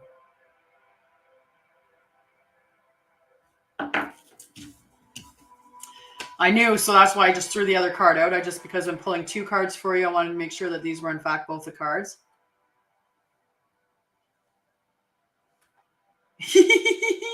We're gonna have such a great day. We'll be like just chat, and I'll be like block out the a couple hours, and we'll just sit there and hang out, right? It's 12:03. Okay, so here's both of your cards, Jenny. Seeing Beyond and Roots of Abundance, number 22 and 36. Beautiful cards. Look at those cards. So we're gonna read 2 first. And then we'll read 36, sorry. But look at that, Seeing Beyond. You did. You saw Beyond and you saw the number of the card, and there you go. You get a free card for it. For Seeing Beyond, you get to see beyond in the card. All right. So number 2, Roots of Abundance. Being stabilized by deep roots, anchoring yourself and feeling secure in your life, trust and belief in abundance. This card signals you to pay attention to how you are anchored in the story of your life. Trust that you will be taken care of. The world is full of limitless potential and will nourish you according to your beliefs, regardless of temporary outer conditions. You are not a victim of life. Life happens for you and not to you. Oh, hi, sweetie. We don't do that here. We don't do that here. If you want to get into doing that stuff by yourself, you go ahead and set up your whole page by yourself, and you go do that all by yourself. Delete.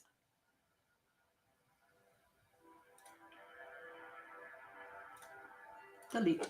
There. Sorry.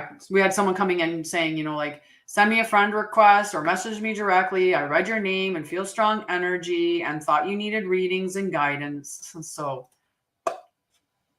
we're just deleting. I love that one. It's so cute. It's so cute. All right. Life happens for you, not to you, even if you sometimes slip into that way of thinking. If you are grounded and internally steadfast, nothing can uproot you. And you have the ability to manifest your intentions with ease. The message here is simple. Your life is safe and secure, and your intentions are coming to fruition. All your hopes and dreams are firmly grounded and taking root so that you can reach for the stars in your life and expand your dreams further than you can imagine. Everything in the material world is a reflection of your interior world. You are unstoppable and unshakable because you believe that you are abundant. Know that you can easily move from merely surviving to thriving when you pay attention to staying grounded. If you find yourself in ungrounded thinking, now is the time for radical trust.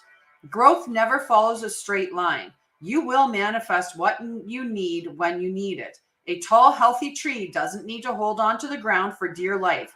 It knows it will not fly away with the wind because its roots are planted deep in the earth. It's just beautiful. Absolutely beautiful. All right. And then I'm just Seeing Beyond. I love it. I absolutely love it. Seeing Beyond, number 36. This is the energy of light. Okay. Vision, the capacity to imagine something, to look beyond the material, beyond the obvious, the realm of the transpersonal, options and possibilities, getting out of your own way and discarding your projected outcomes. Do you consider things only within the framework of what you already know? Or can you allow yourself to see beyond, into the vastness of potential? We are all gifted with the magical ability of imagination, And when we open to it, we become a conduit for a divine vision greater than our own. There are two ways to view the world and co-create with it. One is from a face value perspective, that what you see is what you get. The second is allowing your imagination to see beyond what something is right now and move into a place that doesn't yet exist in the material world. In this cosmic playground of possibilities, you see into a future where anything you can imagine has the potential to become real. If you use your imagination faithfully and consciously, avoiding the traps of fearful projection and drama, you can connect to any reality you truly want to experience. When you open yourself even further, you're often gifted with a divine vision. As a practice, you can reimagine that vision over and over to strengthen it. As you channel these visions through you, you become a superconductor for the world.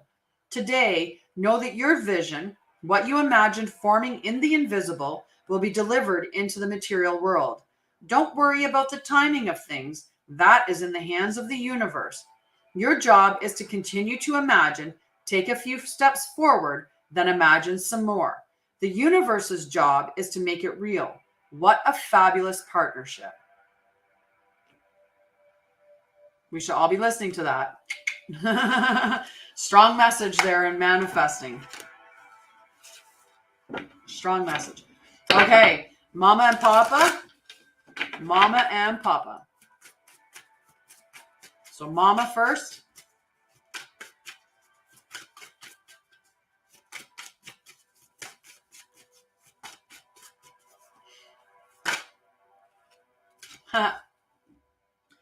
Wish upon a star, Mama. You have a wonderful day, Jenny. Love to you, and give some scritches to Betty for me, okay? Wish upon a star. Number 39. Intentions based on your desires and aspirations. The act of consciously committing to a vision, sacrificing something of value, gambling on yourself, trusting that dreams can become reality, the importance of daydreams. Do you believe your dreams can't become real, or do you shrug them off and chide yourself for being unrealistic? What if you could trust that the world around you holds promise you have not yet realized?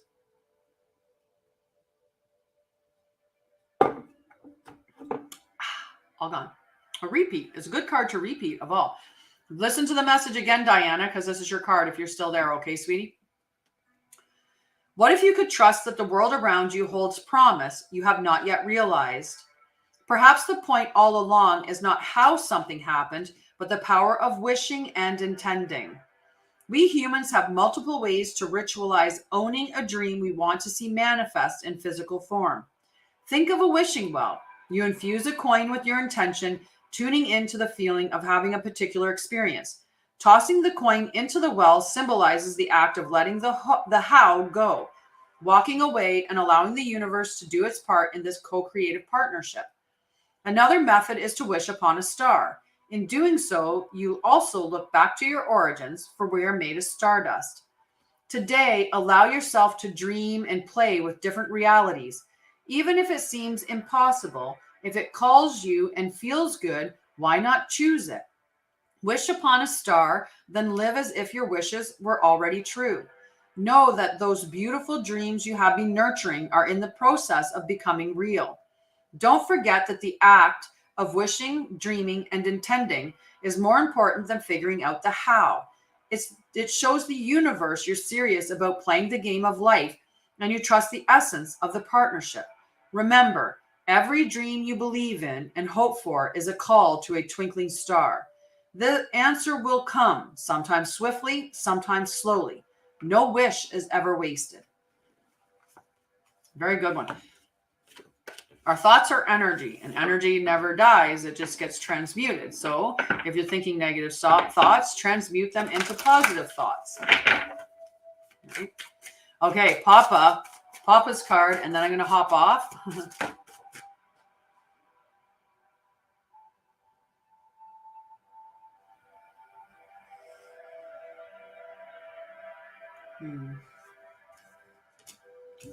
You're welcome. I'm going to check and see if this card is Papa's. Okay. Is this Papa's card?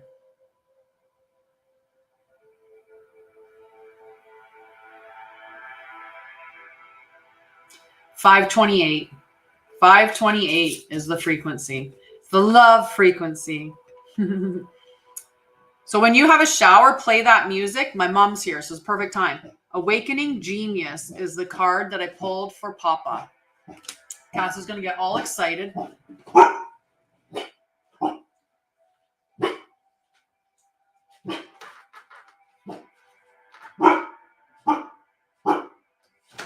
My mom got her hair cut too.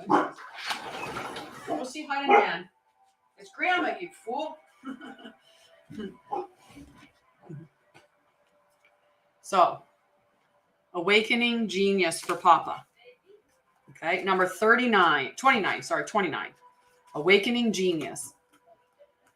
The spirit of creative expression, bringing forth new information, birthing, knowing that your ideas matter. So we have 3 cards that were, he loves my mama.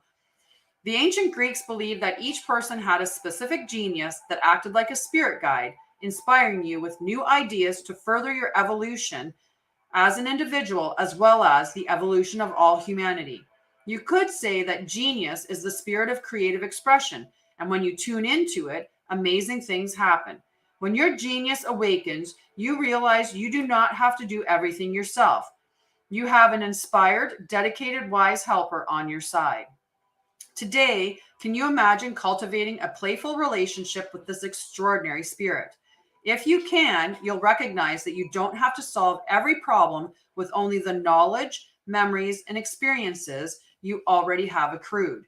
Your intellect, in this case, serves as a channel for the spirit of genius, and it can help filter in new information. How you forge this connection is to get out of your own way and simply allow it to work through you. The word genius comes from the Latin geniere, meaning to bring forth or birth, and shares the same root as the word generate. You are at this moment about to give birth to a new mode of expression, and a powerful one at that. Commit to partnering with your genius, and only deep satisfaction and success will result. Today is a day when your inspired ideas matter. It's a beautiful, beautiful message to close the show with. Your inspired ideas matter. Your inspired ideas matter. They do. Go out and awaken your genius. Awaken your genius. Not just Papa, but everybody. Everybody. Everybody. Well, I love you guys. TGIF Friday. Go and enjoy your Friday. I might pop back on over the weekend on TikTok at least. And I'll be obviously sharing posts through Facebook. But stay tuned for some of the other stuff. There goes my mama running off. Hi, babies. She says, hi, babies. Cass had a little slippy there. I love you. I love you. I love you. Thank you so much for joining me. Mwah. You have a wonderful weekend, and I will see you if I'm around on the weekend. And yeah, party time with my mama. I'm going to go have some breakfast. I love you. Bye, guys. Bye. Have a wonderful day, okay? And we'll see you soon. Bye, guys.